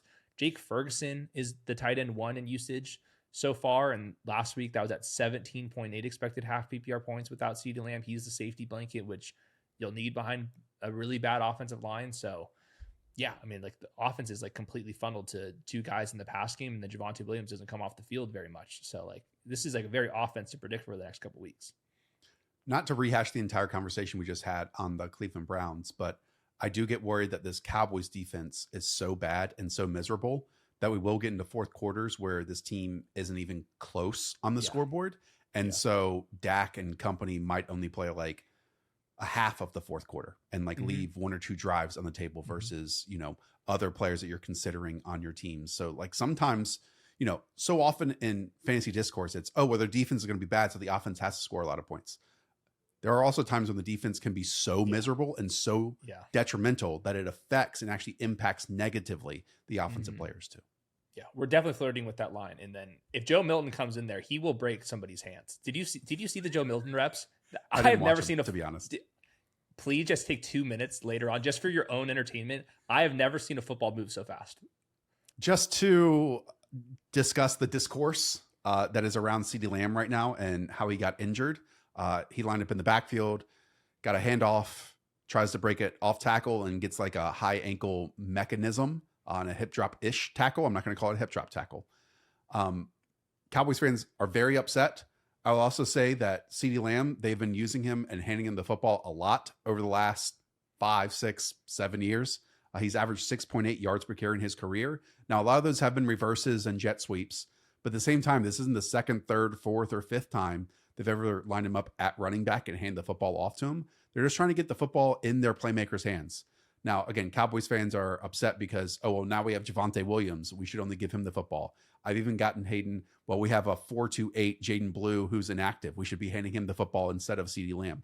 This is just another way to get your best player the ball in his hands. And when that has happened previously, CeeDee Lamb has had explosive plays and really good gains off of it. So it's just bad luck to me how this happened to CeeDee.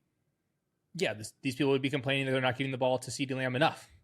Like it also is a highly effective play, like you mentioned on Twitter. So they could have ran a shallow drag route and the same thing would have happened. In fact, that happens all the time. So we'll see. I think he's probably going to miss a good 3 weeks here. The schedule is not easy over these next 3 weeks either. Like it's daunting what they got. So that's like the one thing in the back of my George Pickens brain right now is like a lot.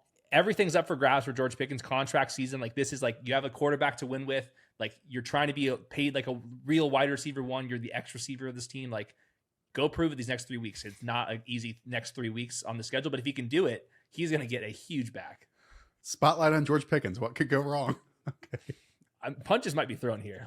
Let's watch. Denver Broncos time. Unfortunately, Bo Nix continues to look bad.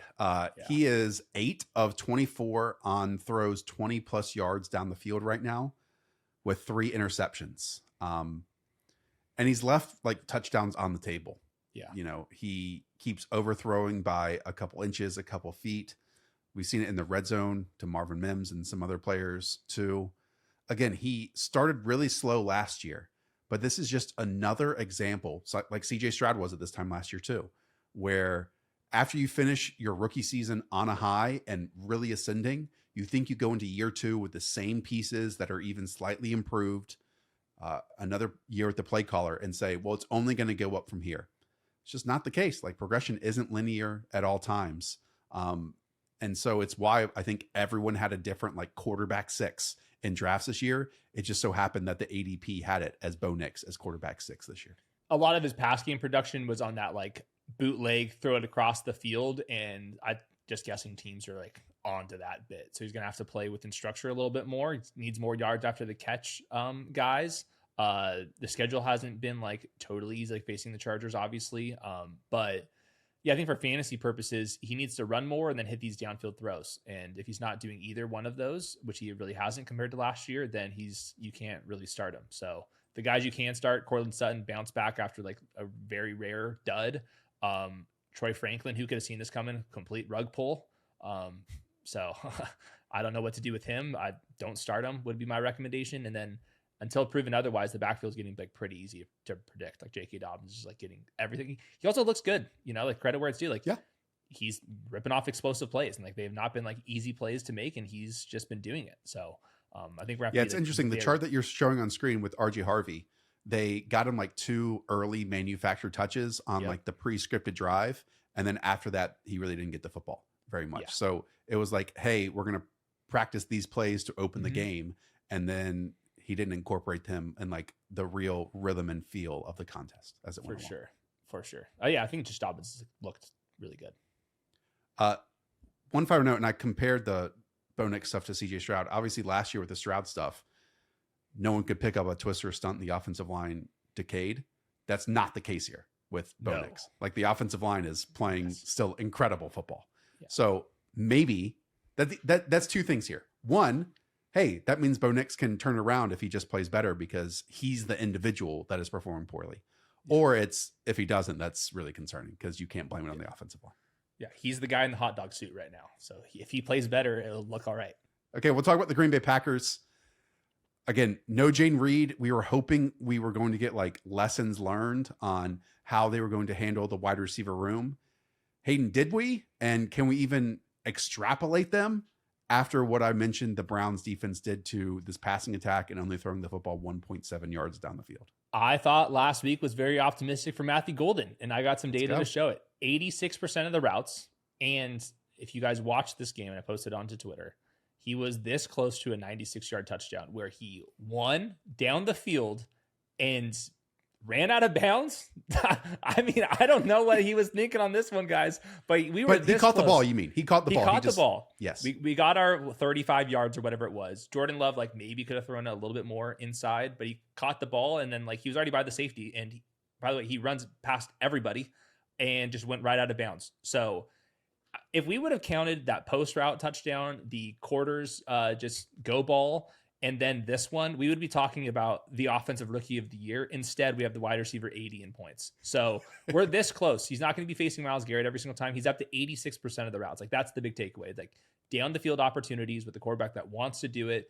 86% of the routes. Big days are coming. I can't believe that he ran out of bounds. Yeah, I have nothing else to add. I'd still trade for him in your league, man. Again, it's so early in the season. The thesis of drafting rookies is not to draft all of them and then to also be patient with them, because second half of seasons are constantly defined by rookie wide receivers. Even Ladd McConkey last season was not, a big producer in the first 3 games. You can go on and on down the list. Amon-Ra St. Brown during his rookie season. Thomas. These are all different types of pass catchers that I'm talking about here, but 3 games does not make a rookie profile. And they also don't play the Cleveland Browns every single week. So, yeah. And you got a screen. There's some more cheap motion stuff. So we got some more signs here in a closer to full-time role. Romeo Doubs, 94% routes too. I think you can do worse. And by the way, who do they play this week, Josh? You have that written down? The Dallas Cowboys. So we're starting Correct. Matthew Golden. You can start Romeo Doubs. You should start Tucker Kraft. And then Josh Jacobs. This is the time. Okay, let's plant our flag. Go buy Matthew Golden. Schedule coming up. Cowboys, Bengals, Cardinals without all their corners, Steelers, who have been dreadful so far, then the Panthers. That is our next 5 games. This is your window to go and get Matthew Golden, and let's somewhat flourish for the rest of the year. Yeah, and Josh Jacobs. Games. Yeah, Josh Jacobs buy low too. He's our RB5 in usage. Yeah, my thing though, and Faraz brought his name up as like, this is my guy to go buy on the trade show last Thursday. With everyone having their faces melted in a negative way at the running back position, who was looking to offload Josh Jacobs at this point? For sure.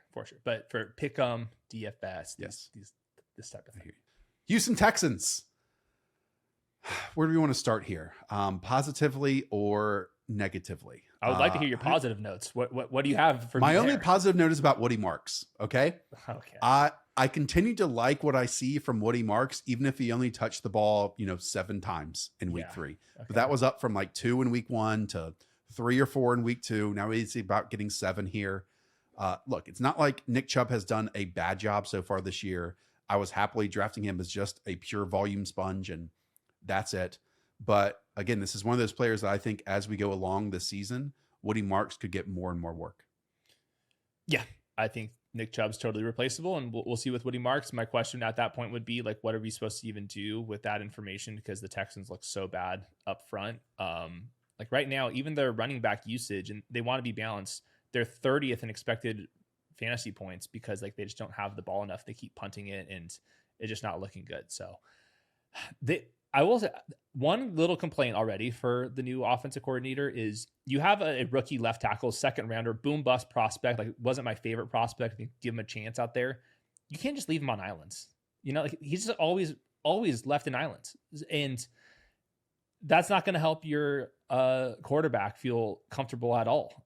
So yeah, my major note is Nico Collins was a top 10 wide receiver last year with an equally as putrid offensive line. And he's so dang good that like, I think the buy window's already closed because he had a good game here, but like it's the same issues and Nico Collins balls out still. Yeah. Our buddy Reeves posted this. The Texans through 3 weeks, 12.7 offensive points per game. That's 32nd. They're 31st in scoring rate per drive. They're 30th in touchdown rate per drive. They're 32nd in 3rd down conversion rate. They're 32nd in 3rd and short conversion rate. And they have 0 red zone touchdowns at this point, which is obviously 32nd across the league. I can add on top of this, they are one of 3 teams to not run a play with a lead in the second half. The Saints and the Titans are the only other 2. And yeah, CJ Stroud has thrown for over 250 yards in just 3 of his last 17 games on top of this. So it's like we have stacked 17 games of this basically, and it's not been good. And that's with 2 play callers right now. Yeah, I didn't think that Christian Kirk looked very good on his reps, and the rookies aren't doing much at all. And Dalton Schultz like a full-time player now. So I think there's like also some reps where nobody's getting open down the field. So like that's also complicating matters too. So I think they missed Tank Dell, like you said. I think they missed Stephon Diggs as well. And Nico Collins is going to carry this team as much as he can. But CJ Stroud, he has to be the 8th best quarterback in the league for this team to make the playoffs. And right now he's operating as the 20th best. Las Vegas Raiders. Let's talk Ashton Genty. He is running back 33 at this point. He is the only back with negative yards before contact per attempt with 25 plus carries in the league right now. Yards before contact on average is not solely an offensive line stat, but then when you pair it with tape, when you pair it with film, when you pair it with watching the games, it gives a pretty good picture of when it is and when it isn't.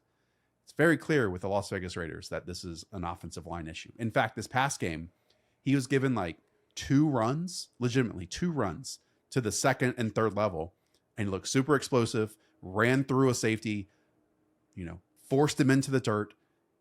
If this was the 22nd offensive line in the league versus the 32nd, I'm not even saying good. I'm saying below average, 22nd. Yeah. The stats would look wildly different.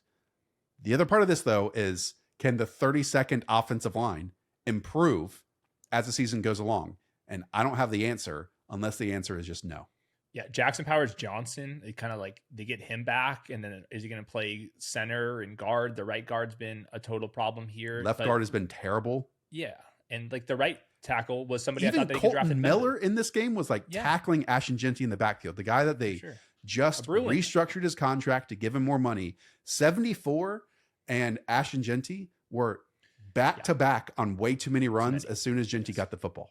And on top of that, for Ashton Genty, he's no longer involved in the pass game. And so in the last 2 games when he has not had the pass game, he's at 10.2 expected fantasy points. He's now RB22 in usage, and he's performing underneath that for all the reasons we're talking about. I don't know how this one gets fixed, and I'll say, like, if I want to really nitpick the Ashton Genty stuff, I do think that other backs drafted this high have more burst in the first 5 yards to kind of create like your Bijans and Gibbses and all that stuff. And he runs with a lot more power than those guys. But it's hard to like get to that like power part if you're just getting hit behind the line of scrimmage. So it's been a total mess. And then also like throughout Brock Bowers, like early in the first quarter, like they had a design play, like kind of going to the end zone to him. Just did not look like he's moving very well right now. Obviously he kind of saved his day in complete garbage time. But yeah, they have a lot of issues, and most of them are offensive line related. Genty is 5th in the league in terms of forcing missed tackles. It's exactly what we talked about last week, that he has to make the right read, then break contact, and then break contact again, and then do that relentlessly. He's just not, to me, given a platform at this moment. Now, this could have not easily, but this could have been a talking point prior to the season because, again, you're drafting him ahead. Yeah, it was. Ahead of Derrick Henry, ahead of all this stuff. I don't think losing the passing down work would have been as big of a deal if this team had the 22nd best offensive line. But since they are dead last with my eyes, then he should at least be getting the passing down work. And he's not. So like there is no outlet for easy production at this point. Jacoby Myers, wide receiver 25 and wide receiver 20 usage. Nothing's changed there. I think Brock Bowers is a good buy low as like he's going to look healthier in the next couple weeks. But the one guy I just did want to quickly mention, Trey Tucker. This is a young player who is extremely fast, who has not had the quarterback that would throw the ball downfield. We now have that. So I just like he's not a must start by any means. I would go to bat for him on the waiver wire and throw him in there. He's a full-time player, 20% targets. He was sitting down in zone coverage, and then Geno Smith is hitting him on some big post routes down the field too. So like, is this going to be sustainable? Obviously not. But I do think that like nobody talks about him, but he is like a 3rd-year guy with lots of wheels with an improved quarterback that's going to get him the ball down the field. Like, and he's out there for full-time snaps. So I think he deserves like a legitimate mention. If we're going to talk about Elik Ayumanor, I think we can talk about Trey Tucker. He should have been getting the Dante Thornton buzz this entire time. I mean, Trey Tucker's the wide receiver 4 on the season, 12.4, then 3.4, which you're going to get 3.4 with sometimes with these types of profiles. And then 36.9 because you score 3 touchdowns. He's wide receiver 24 on averages. So even it's been crazy, but like I think that he's better than some of the guys at the end of your bench right now. Los Angeles Rams. Overall, top-down view of the Rams team. This is, I think, an awesome unit who can make a run for the Super Bowl if the critical pieces stay healthy. Those critical pieces being Matthew Stafford, Puka Nacua, Devontae Adams, and obviously the defense. I will add, and I brought this up, the trend of Puka Nacua being awesome, but not awesome once they cross the 20-yard line has continued. Devontae Adams right now has 8 red zone targets. Now he's only scored 1 touchdown off of them. Puka Nacua, once again, only has 1 red zone target. It really is like staggering that now we're 3 years into his NFL career. He's a magician, a colossus out there. And yet he just like in these short fields has just not been a focal point or a target of this team. But on like 3rd and 4, he is like the guy to get him those short yardage yards. And so then like the other part of this is obviously he's the wide receiver 1 overall. Yeah. And he's doing that without getting the most valuable targets in football. I know. So like, just imagine what would happen if he does. Yeah. Like he would break the slate. He's on pace for 164 receptions this year. 100 in the first game. He wasn't even out there for the entire game. Like he is bonkers right now. This team's passing the ball at the 5th or 6th highest rate in the league in neutral situations. They're very good at it. On top of it, both guys can eat. Their 3rd in wide receiver usage collectively. Devontae Adams is wide receiver 1 in expected points, and then Puka is wide receiver 1 in real life points. So, I mean, let's ride this and let's pray that Matthew Stafford's back continues to hold up. So at any point, this can all change, but he's taking big hits and he's been, getting back up and all that type of stuff. They, missed some offensive linemen for a few snaps here or there. And again, he's standing versus the face of pressure and throwing it down the field. Let's talk about this running back stuff, because again, we spent a good chunk of time discussing the touchdown run that Blake Corum had last week. That was a game that they were up and won by over 10 points. And so maybe the game script allowed Sean McVay to do that. Like this one was tighter. And as you can see in the second half, when it remained tight, Kyren Williams, not going to say owned the backfield, but Blake Corum saw his opportunities drop quite a bit. Yeah. It wasn't quite 67, 33%, but it was lower than it typically is for Kyren Williams. Even if it is 70% for Kyren Williams, if the offense is going to be top 5 and all the offensive numbers, that's more than enough. Yeah. So it just, if this thing continues. But at the same time, like Blake Corum looks good too. He looks good. I think that Kyren looks a little step faster too with this rotation. So I think it's a healthy commitment that Sean McVay's created. I think that this is what these charts are going to look like. And if they're going to be top 5 in projected points, even if it's no longer 90%, then he can still be the RB 10, RB 14 in rankings, depending on the matchup. And this was like not an easy matchup, and he balled out. Right. This is the most obvious statement of all time. But let's say the Rams go into the game favored by 8 points. Okay. Yeah. And we get into the bye weeks or the injury fill-ins as well. I would be more likely to fill in someone like Blake Corum in those games versus the other ones, just because, again, when a game is comfortable for Sean McVay, he is probably comfortable having Kyren Williams staying next to him on the sideline a bit more often. He is like only rostered like on 25% of Yahoo leagues. That should be, I think, literally 100%. There's only maybe, I don't even know who else I would be ranking ahead for like pure handcuff ceilings, like Charbonnet, Brian Robinson, him, Tyler Algier. Like there's only a couple guys that belong in that category. And like all of those guys should be added to every single league. He's extremely valuable. Miami Dolphins are next. I have 0 notes on the Miami Dolphins this week. We talked about them a good amount on Sunday Night Football. I mean, Devon Achane is getting that amazing work in the receiving game. I mean, 102 receptions he's on pace for is nuts. 102. Yeah. So Ollie Gordon, you can have fun with your goal line touchdown on occasion. If you're going to catch 102 passes for Devon Achane, it's going to work out. So yeah, went back and watched this one on the All 22, and it's exactly what I was seeing on the Amazon Prime. It's Tua just like not throwing the ball to Tyreek Hill and Jalen Waddle in that 15 to 20 yard range. And like, it's hard to,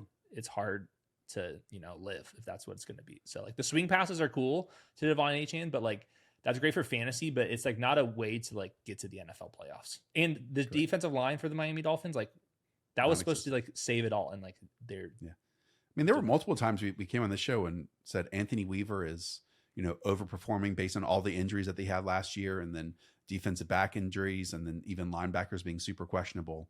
And then again, it's one of those things that defenses constantly are not sticky year over year, and their overperformance. Like Chop Robinson hasn't made as many plays as he did last season when he was an absolute menace. If you have Tyreek Hill or Jalen Waddle, you are rooting for the Dolphins to go 0-2 these next 2 games, because I think at that point there would be no reason to have Tyreek Hill on this roster. And I think a trade for Tyreek Hill would be good for him, and obviously getting him out of there would help Jalen Waddle. So I think largely it's the same kind of growing pains that we had last season with Tua healthy, where it's all right, but they're not like absolute must start high ceiling plays either. Minnesota Vikings. I love it when a plan comes together. We often talk about running back handcuffs and backups across the league. Sometimes when they are forecasted to be legitimate handcuffs, they get their opportunity, and, a head coach, a play caller brings in someone off the street, a Leonard Fournette, for example, and he gets a majority of the work. And then this guy that you've had stashed on your bench just comes to nothing. That is not the case with Jordan Mason, who wasn't a true handcuff, but he went from being a 50-50 split and looking really good when given the opportunities to owning absolutely everything and becoming a must start in fantasy football for as long as Aaron Jones is out, and maybe even beyond that. I think he's just a better fit for the Vikings offense, even when Aaron Jones comes back. Like, they don't need more pass game weapons. Like, how many more freaking pass game weapons do you need? Like, they need somebody. They traded for Adam Thielen. I think he has 2 catches for 22 yards. Yeah, exactly. They need somebody that's going to run right down the middle at a very fast pace with his head down and running over people. And that's what Jordan Mason has done. Like, all the interior offensive line stuff, they got rid of Sam Darnold and saved the $30 million or $40 million to have this offensive line. Let's use them. And that's what Jordan Mason's doing. So he's going to be a top 10 fantasy running back until Aaron Jones is out. And I would buy high on him, and I would sell my Aaron Jones stock, because I don't see the point of having Aaron Jones out there for too many snaps when he does return. And even when he does return, there's setback risk with him at his stage. So the offense is at its best when it's this version, when the quarterback play is not very good. Balanced, throw the ball to Justin Jefferson. Balance Jefferson. And that's the formula. And with that formula, with Kevin O'Connell and Brian Flores, I think that's enough to sneak into the playoffs if they can get enough quarterback play. And we'll see how much longer they're going to go with Carson Wentz. Hayden, I knew this team was overseas, but it didn't connect with me that in week fucking 4, we have a 9:30 a.m. Eastern game. Dublin. This is the most Dublin-ass team there is. Carson Wentz, redhead, O'Connell. They're gonna love this team over there. Where's James O'Shaughnessy? Is he somewhere to be found? Man, we have a 9:30 game this Sunday. That ruins our show. Okay. Anyways, that's the Steelers they have, and then we know they stay over, and then they face. So like they can be 3-1 if they beat the Steelers team, and that's an interesting, because we talk about how sometimes like game script does not happen when a game is just totally out of whack. That's what we got here against the Bengals. Like, we still don't know what this passing offense really looks like with Carson Wentz. They just didn't need to utilize it at all. Yep. So then the Steelers, hopefully we get our answer, because then after that, Hayden, it's the Browns bye week, then Eagles, Chargers, and Lions. So 4 defenses in a row that could give either Carson Wentz or JJ McCarthy a massive issue in this passing game. If Carson Wentz, who played, I think, good football, did not make like many turnover worthy plays and like played within the offense, played like he did like over the next couple of weeks, I think they'll just continue with Carson Wentz. Did you listen to the... kind of left the door open a little bit. Yeah.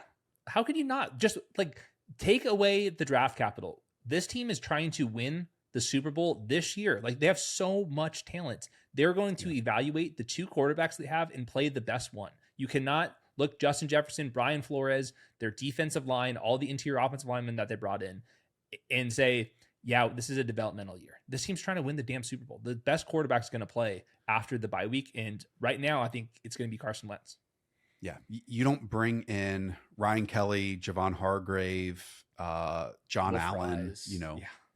These types of, and especially the older pieces that are kind of on like real 1 to 2 year deals, unless you're trying to win right now. That is not a developmental organization on top of it. So yeah, again, it's a big test for both. And like maybe they each play a game at some point and they flip flop, or we'll see. It's that's a difficult thing to do with someone like JJ McCarthy, who went through a lot last year, like looked good in that one preseason game, then has that season ending injury and was supposed to be in a competition with Sam Darnold, misses the entire year.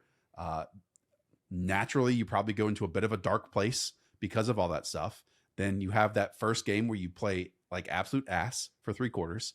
You win, you're on a high, you get amped up, and the second one rolls around and you lose, you get stomped 22-6 by a Falcons offense. And then now you're injured on the sideline once again. So again, I know JJ's supposed to have like mental fortitude and all this type of stuff. It's just, you can't put yourself in someone else's shoes.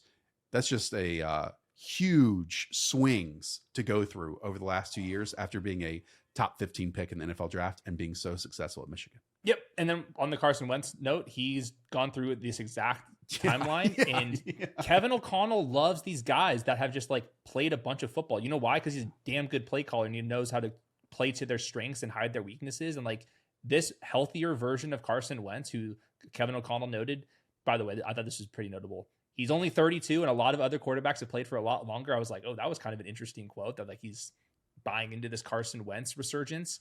I think that he's just going to keep Carson Wentz around as long as he stays in this level, which is just like, don't be the 30th best quarterback in the league. And I think there's enough weapons and the offensive line's so much better than what Darnold was dealing with that. I do think that he can look like a competent quarterback in this environment. I think the Darnold move was like somewhat predetermined to let him go just to move those resources around. The one that they really wanted to happen was to bring back Daniel Jones. And they couldn't because obviously he was basically given the starting gig, and that has turned out great here with the Colts. So even going from the Darnold stuff to, let's not forget the Daniel Jones thing, to now the Carson Wentz stuff. Again, this is becoming a trend here for the Minnesota Vikings. Next is the New England Patriots. The only trend that I see for this team is mini drafts had Stephon Diggs being like a locked in every down wide receiver for this team. Hayden, he's actually dropping in snaps as the season goes along. He was down to 55% routes here in week 3. The most notable conversation is about the running backs, where Ramondre looked great in week 2, then comes in, has 2 fumbles in this game. Then Antonio Gibson has a fumble in this game. And after that happened, the guy in week 2 that lost the coach's trust then goes over and earns all of it back immediately in Trevion Henderson. But the game is like kind of out of whack that he doesn't get that much like real solid upside opportunity, I felt. Yeah, I think it's going to be somewhat of a committee most likely, but this is like the time to buy into Trevion Henderson just in case like he becomes the feature back. The offense is like still just mediocre. Like every stat says it. The eye test says it. Drake May is improving. He's still making like really bad decisions on time at times. He's still missing some throws. And this offense is so running back and tight end focused, which is like fun. Like Hunter Henry has a massive game. We're going to have some spike weeks from Trevion. We've already seen it from Ramondre. But at some point you need like a wide receiver to win. And I was just like looking at the Drake May passing chart, and it is embarrassing. They have not completed or not even attempted a pass more than 30 yards down the field this year. You can't play winning football like that. Like it's only so fun to have Hunter Henry sit in zone coverage and then a couple like swing passes to the running backs. Like that is such a capped offense. So I think, yeah, Steph Diggs needs to get on that boat, get a little bump and get running down the field, or put Kyle Williams in there or something, because like you can't. We need Kyle Williams to play a little bit. Like Mike Vrabel, get over here. Like we're not playing rookie stuff. Kyle Williams can help you. To outline that, they've actually faced base defenses 50% of the time. One, because they have no wide receivers that can make plays, but 2, it's all the running back, fullback, tight end stuff that they're utilizing is just allowing defenses to sit in this 30-yard area, 20-yard area, 15-yard area. And, you know, that's so much easier to cover versus other ones. They do get the Panthers defense this week, and Trevion Henderson, I'm excited. Like, please have that second half usage carry over into this week. And I think good things can happen. And this could be the start of the rest of the season. But then who knows, like what Josh McDaniels and Mike Vrabel think. Like they obviously punish guys mid-game for making mistakes, which statistically for fumbles, that can kind of be hit or miss. Yeah. But At the same time, does that then carry over into the very next game?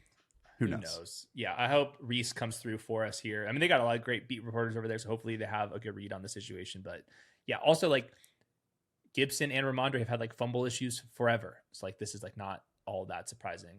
We do have to quickly mention Hunter Henry went absolutely freaking nuts last week. It was the most usage by any tight end in a game this season. He's now the tight end 1 on tight end 2 usage overall. So if you're not going to get any wide receivers to step up, then the ball has got to go somewhere. You can only throw Travion so many passes in the flats. Like right now, Hunter Henry is trusted, especially in the red area. So I've heard of worse fantasy tight end 1s right now. The first fantasy football team that Drake May ever drafted, Hunter Henry was on it. That is a fact. I'm guessing it's a dynasty league, and he's still getting the ball. New Orleans Saints are next. I mean, Chris Olave, you're after my heart. Our buddy Jared Smola posted this. You know, rest of season projections are hilarious after 3 weeks, but we're definitely going to do it here for Mr. Olave. He's on pace for 210 targets, 131 catches, 935 yards, and 0 touchdowns. I was thinking about this. A PPR scam. I like it when I predict it, and I hate it when I wasn't in on it. And I'm in on this scam as you were, and it's coming to fruition. All 10 of his receptions under 10 air yards. It's like you got a couple screens, but all of them just like sitting in zone coverage. A bunch of quick outs, like quick out. Yeah. I mean, what's going to change? This is the only way to have it's happening for all of them. Like Shaheed is being targeted basically in the same area of the field, but just less often. And then Juwan Johnson being targeting the exact same area of the field, and he's a tight end. Yeah, there was a 3rd and 2 to Juwan where he was isolated at the top of the screen and just ran a slant against a corner and just like crossed his face and first down. Like the Juwan stuff is like, it looks good on film too. So this is the scam, and I'm buying. Let's keep repeating that. If this team starts scoring touchdowns, sure, maybe we get a touchdown here or there. But you are talking full PPR, Olave, wide receiver 3 stuff pretty easily. Yeah. I feel like. Oh, yeah. And then we get into, half PPR standard stuff. It can be flex conversations. We get into bye weeks. This is just, he's getting volume on a weekly basis. We talk about volatile players all the time, and they'll give you the spike weeks. This is just, hey, let's plug in the 9.5 fantasy points and move on. Yeah. The fastest paced offense in the NFL, like snaps in between plays, it's them, and which is what they said this entire offseason. Like that was like the whole goal. It's like we're built to be the scam, and we will be a scam. And I don't think Rattler is playing poor enough to get the Tyler Shuck stuff in there either. Right. And he's playing good enough where they're going to be in garbage time because he's not good enough to like win games, but in garbage time, he's good enough to move. He's doing that Goldilocks zone that you talk about. So, yes. And I know Shuck like finished this past game, but that's because it was so out of whack against the Seahawks. Like that one was, I mean, that was punt returns. That was all that type. So, it was blocked. Okay. Moving on with the New York Jets. Tyrod Taylor stepped in. To be honest, Hayden, this was like the one game I did not get to have eyes on. Is there anything you want to bring up? My concern is for the running backs after week 1, when Breece Hall looked great and we had like actual running back points, he's still owning the backfield, and yet we aren't really getting running back points. And that's despite like the offensive line playing pretty good still. You're at the mercy of being a New York Jet. Like that's sums it up. So it's the same Jet problems that you're talking about. I think Armand Membu looks good, but then all of a sudden, like you remove Elijah Vera Tucker, and the interior offensive line is like had some flashes, but also has been set back as well. I think Tyrod Taylor's better for the offense and collectively for like everybody here, but we'll see if they go back to Justin Fields right away. I'm guessing they will, but Aaron Glenn didn't like necessarily say like that's for sure going to happen, which I thought was kind of notable. Stuff on the sidelines. Yeah, those are some serious moves. I like that a lot. It was serious moves.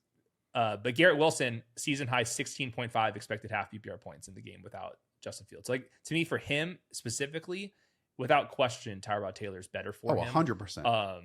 Because like the offensive coordinator and the play caller trusts Tyrod Taylor to drop back more often than Justin Fields, who averages about 22 pass attempts per game as a quarterback. For sure. So yeah, there's nobody else is really stepping up. It's just those two guys.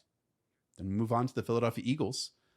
Right now, Devontae Smith and AJ Brown are tied as wide receiver 39 in points. We know the second half, they finally started throwing the football 10 plus yards on the field. We got vintage bully ball from AJB. We got an awesome out route touchdown to Devontae Smith. So if those are hopefully fixed moving forward, because they can still play football, the other conversation here is last season with this great run blocking unit, Saquon Barkley was insane in terms of 30, 40, 50, 60 yard runs. We outlined it constantly. He had like 18 of those last year. It was crazy.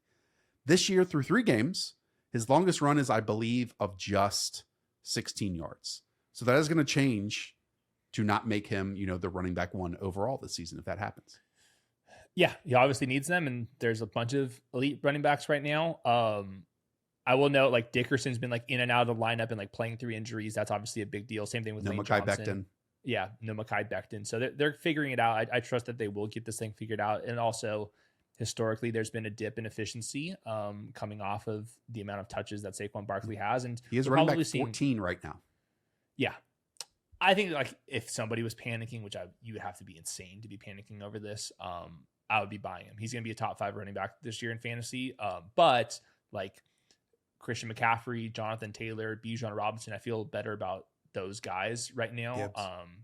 Yeah, Jahmyr Gibbs too. So he's in that tier, but he's not like the clear cut 102 in drafts like he was this offseason. I think little wrinkle in the offensive line performance, a little downgrade in the play calling, and then a little downgrade in the efficiency coming off of those touches kind of explains where we're at. And then also a difficult schedule to open up here. Anything you want to say about the passing game? I know I've said everything I want to about it. Yeah. Go ball rate for AJ Brown was at 19% in the first 2 weeks, and then it shot up to 33% this last game. That was pretty predictable, and let's keep that at 33%, and maybe even make that 50%. Let's see what happens. Fun players, let them do fun things. Yeah. AJ Brown kept saying that, like, throw me the ball down the field. It works. All right, Pittsburgh Steelers. So Jalen Warren, while Arthur Smith has never used him in this way, is clearly this team's running back 1, and it's also close to the goal line.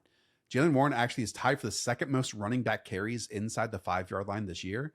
Now, he hasn't scored on one yet, but that is notable that he's at least being utilized in that area versus in previous years that was Najee Harris or Cordero Patterson or whoever enter your other running back. Yeah, Caleb didn't play at all this last week. Jalen Warren got the goal line touches on the first drive. Kenny Gainwell mixed in there as well. But like you said, he's the RB8 usage through the first 3 weeks. We have never had that with Jalen Warren, and his usage has gone up like at a top 7 rate, like year over year. Like who's being increased their expected fantasy points. He's on that list. So yeah, it seems like we're a long way away from Caleb Johnson, getting on the football field. And then once he gets on the football field, he has to play so well where Jalen Warren is going to have to come off of it. So what have you thought about the Steelers offense in general, though? Glad you asked. This is more of like a full 2025 NFL outlook at this point. But for the entirety of last season, only 4 teams used 12 personnel on over 33% of their offensive snaps. That was the Raiders, the Lions, the Patriots, and the Chiefs. Through 3 weeks this season, that number has jumped to 10 teams. So we jumped from 4 to 10. That's the Steelers, who are number 1 at 48%. Then the Browns, the Bears, the Falcons, the Packers, the Cardinals, the Ravens, the Patriots, the Bengals, and the Chiefs again. So yeah, right now we're getting 48% 12 personnel here on the Steelers offense. And yeah, I mean, it hasn't been an eyesore to watch it all. And we get like flicks of the wrist and stuff from Aaron Rodgers. I just don't know. And maybe this is what they want it to be. It's just not going to be like one of the most fun watches every single week. Yeah, that's where I'm at with this. This is like, they're holding the line, but man, does this feel flimsy, It's not going to be the first team you turn on Monday mornings. Let's put it that way. And it's not going to be the 15th team either. It's I don't think it's very fun to watch. Looking at this, Aaron Rodgers, his average depth of target over the last like 4 seasons has gotten lower and lower and lower.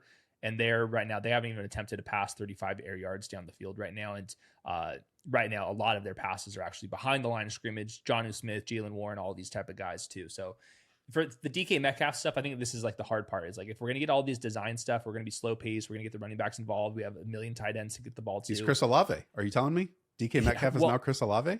He kind of is, but that's also not a good thing because we need him to like win down the field. So he's like been solid, but he's averaging 3.4 fewer expected points than he did back in 2026 in that crazy grub offense.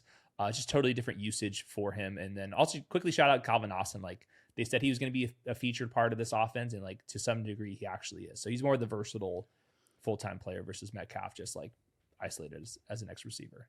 Yeah, Metcalf is right next to Jacoby Myers right now in terms of fantasy points for the season. And that's kind of like where they're at with how they're being utilized this year a little bit. Yeah, he's 10.3, 9.5, and 10.7 fantasy points over the last 3 weeks. It's not a good defense. I'm just going to shout that out. Like this is, the shower curtains, like I said, no steel curtain. Okay, final 3 teams. San Francisco 49ers are next. Hayden, I keep getting questions every single week when I post all the targets that go to Ricky Pearsall. Someone in my mentions says, well, that's not going to happen the rest of the season. Should we be worried about his longevity? All this type of stuff. That is crazy to me. I know I'm biased towards Ricky Pearsall. I really liked him. He was one of my priority picks in drafts this year. But we're talking about the guy who is 3rd in the NFL in receiving yards at this moment. And it's like people are already predicting that he is going to just wither away once maybe Jawan Jennings comes back, when Brent Ayuk off a massive injury, George Kittle off of another injury. Again, I know it's our job to get ahead of things, but I think Ricky Pearsall's really good, being utilized in the exact way we want him to in terms of these in-breakers, out-breakers, dominating the middle of the field. And he's just an important cog in an offense and a schedule that we really want to attack. Yeah, I'll probably middle ground this one where I think that Ricky Pearsall is still going to be a top 40 wide receiver. 40? When everyone comes back, I think he's going to be a playable guy, and it's just going to be more volatile. Like it's the same MO like that we've talked about with Debo and everybody else. When everyone's healthy, there's going to be some guys that just like have dud weeks, and Ricky Pearsall would be part of that. But I think that he's going to be like a fantasy starter for the rest of the seasons. Like not even counting these first 3 games. Like I think that he's too good at his job to kind of be ranked outside like the startable list. So I think some people are like fully panicking. I don't agree with that. I also don't think that he's going to keep up what he's been doing. Like you already see the splits like last week in his usage versus the other weeks without the other guys, but he's a totally fine player in a very good offense. So like, I like what I'm seeing. Okay. Anything we want to say about the running game? I mean, CMC, while you look at the underlying metrics, maybe he's not making people miss. No, who cares? Or, creating explosive plays. He also touches the football 37 times every week. Have you seen a healthier calf in your entire life than Christian McCaffrey right now? Yeah. I mean, he's a complete outlier. It really is that simple. Hopefully George Kittle comes back and like hits the ground running once again. If that's the case, Juwan and Brock Purdy probably going to come back this week. And then George Kittle, I think it's another week or 2 after that. I think Ayuk will be about in that same category. So I think we're going to get like back to like the full go 49ers by Halloween. And then the small layer to this is Demarcus Robinson comes off a suspension, who they not going to make a priority in free agency, but he was added to this wide receiver group. Yeah, for sure. He'll get all the red zone targets. That's how it goes with him. I mean, D-Rob in the red zone. Tennessee Titans. So we've already had 1 coaching change this season, and maybe another one's on the way. If 1.5 is foreshadowing at all for this organization. So Brian Callahan, who did not call plays for the Cincinnati Bengals, was hired by this team a year and 3 games ago to call plays and design an offense for the Titans. And then 3 games into his second season is handing over play calling duties to someone named Bo Hardigree. Your thoughts here, Hayden? Agree with the change. First of all, I thought it was notable that Callahan, who seems like a nice guy and like definitely rooting for him, he went up there and said, I've loved my play calling, which means somebody else in this organization does not like his play calling, and they're probably the ones that are getting ready to fire him. So I don't think there's enough talent on this football team to dig yourself out of the hole if you've already been relieved of your past game calling duties. So Yeah, and I think he also mentioned that he needs to be a better head coach, and he's hired to be the head coach, which means, handling challenges, handling timeouts, handling when to punt and go for it. And those have not been going well so far. So I think that there's been a realization that he can't operate everything. But once you've admitted that you can't operate everything and you're dead last in every metric on offense, like, it's not going to end well. Yeah, this is desperation by someone in the organization. I'm looking at Bo Hardigree. He's been an offensive assistant for the Jets, the Patriots, and then for the Raiders in 2023, he was the quarterback's coach and interim offensive coordinator, but I can't find at any point that he has called plays. So everywhere it's been 1 or 2 years, like just bouncing around the league. I did want to add that this team is tops in the NFL in 11 personnel usage at 86%, yet they're 30th in motion and shift rates. I understand some of that is due to, trailing in games constantly, but, it's kind of the same conversation of we're going to be same personnel grouping all the time, and then we're not going to be creative at all pre-snap. And so it's kind of not pulling any of the fun, interesting levers that the best offenses in the league do. Again, you're working from behind, so that's definitely part of it. You have a rookie quarterback. That's part of it. Your offensive line is injured. That's part of it as well. And then, because you're not a great situation at this point, I think Cam Ward's high variance nest, like the pick six that we saw this past week, and some of their misfires are just going to be even more accentuated versus if you were a good roster and a good organization. Yep. Just not a good football team right now. I would sell Tony Pollard if you can. It's like so obvious that like Tyjae Spears is coming back, but like this team is so bad that there's not enough room where if Tyjae Spears is out there for 25, 30, 45% of the snaps, like Tony Pollard will like not be startable. So I would sell Tony Pollard. And then with Calvin Ridley, man, like you got to catch the football. He's the wide receiver 36 in usage, which is like even lower than what I thought it was. But on top of that, he's not catching it. So I don't know what to say about that. He's clearly not like a stud anymore, but he's better than this. Yeah, he's playing bad football. Fingertip misses. And again, that's also compounded by being on a bad football team, that when you make mistakes or the misses are there, then that's only accentuated more. I did want to ask and answer a question about Alec Ayumanor because we get this topic every single week. I told someone I was going to really focus in and watch him.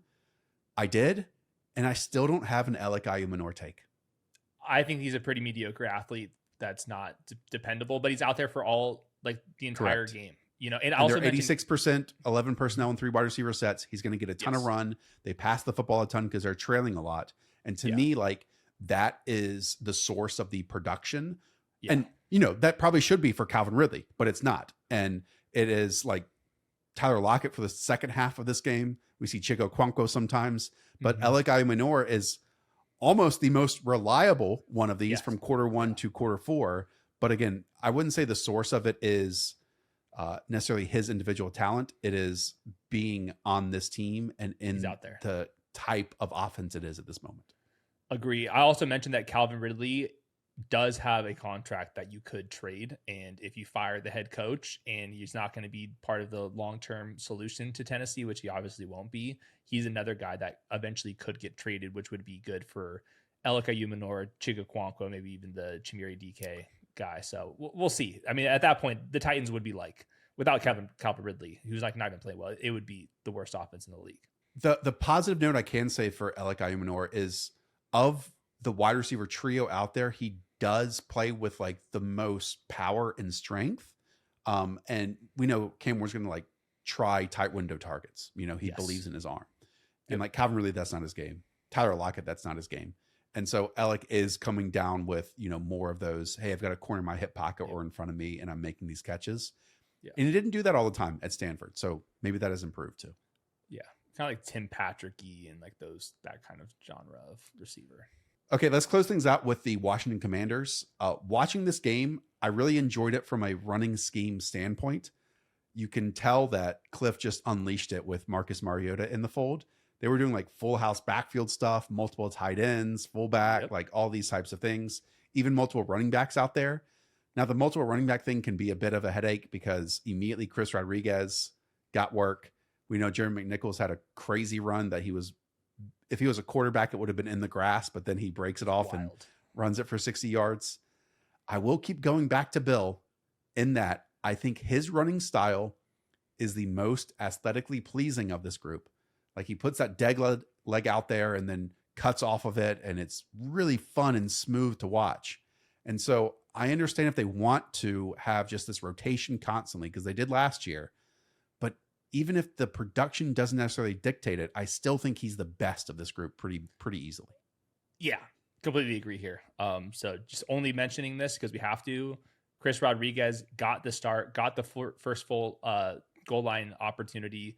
Jeremy McNichols played like half of the Austin Eckler role, and then the other half of the Austin Eckler role like actually kind of went to Chris Rodriguez.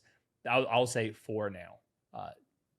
Bill is the best running back on this football team, and he will eventually get it.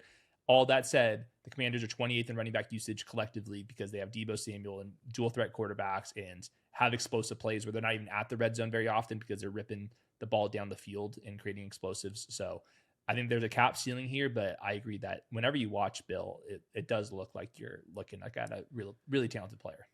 And look, he's the running back 28 at this point, which is already a win versus where many people drafted him, especially early. And then to me, it's going to be an even bigger win as the season goes along with like maybe your Tony Pollard's falling off versus what the usage, what it was. And obviously James Conner's ranked ahead and he's not going to play anymore and so on and so forth. So I'm still in on Bill, and I don't know if he's a buy low anymore, if the meme has worn off from his name, but I would definitely be attacking that within reason. The other part of this conversation is Terry McLaurin, who is dealing with a quad injury. I don't want to keep bringing this up, but it is of the line of, he missed all of training camp. These guys start slow and then boom, injury in week 3. And it's after he, got paid a little extra dough. Yeah. I think like we have to like knock these guys that signed their contract last minute down like a full tier. Like, and also could these teams figure this out? Like why couldn't they agree to this? Like on July 30th? Like this is back-to-back off seasons where this is kind of a thing. He's the wide receiver 53 in usage. He missed a couple explosive plays and they weren't even his fault. But those were caught last year. And that's the reason why we talk about regression is he caught all of those last year. And then this year he has not. But the usage in general is 2.5 fewer expected points per game lower this year than last year. And I think the reason for that is Deebo Samuel. Who fills in for Terry McLaurin in this offense? I know that they just got Noah Brown back, I think, from injury. Luke McCaffrey scored a long touchdown this past week. Not him. And then could it be my guy, Jalen Lane, popping in here? But he's more of like the Deebo Samuel manufacturer touch stuff. Like they don't have a 1-to-1 fit, obviously, for Terry McLaurin based on their wide receiver investments here. I don't got a good answer for you there. I think it's more Deebo Samuel. Ask Jaden to run around if he's healthy enough to do that. More Bill. I don't know. All right. That does it. All 32 teams in the books. Hopefully at the end of every single one of these videos, I get nervous. We forgot a team, and we have occasionally, but not today. Thank you all for tuning in. Really appreciate it. Tomorrow we have running back rankings here on the channel on Wednesday. Thursday, the trade show is back. You can click the link in the description down below to get into the Discord. Video questions we've gotten have been fantastic lately. I'm glad many of you are enjoying that episode. And then Friday and Saturday, wide receiver and quarterback and tight end rankings. And then we do it all over again while a game is freaking on 9:30 a.m. Eastern on Sunday morning. We'll be on at about 11 a.m. Eastern that day, or maybe even later this time. Thank you all for tuning in. Shout out to Weaves and Moshe behind the scenes. Hayden in front of the camera. Up the Villa. We'll talk to y'all soon. See you.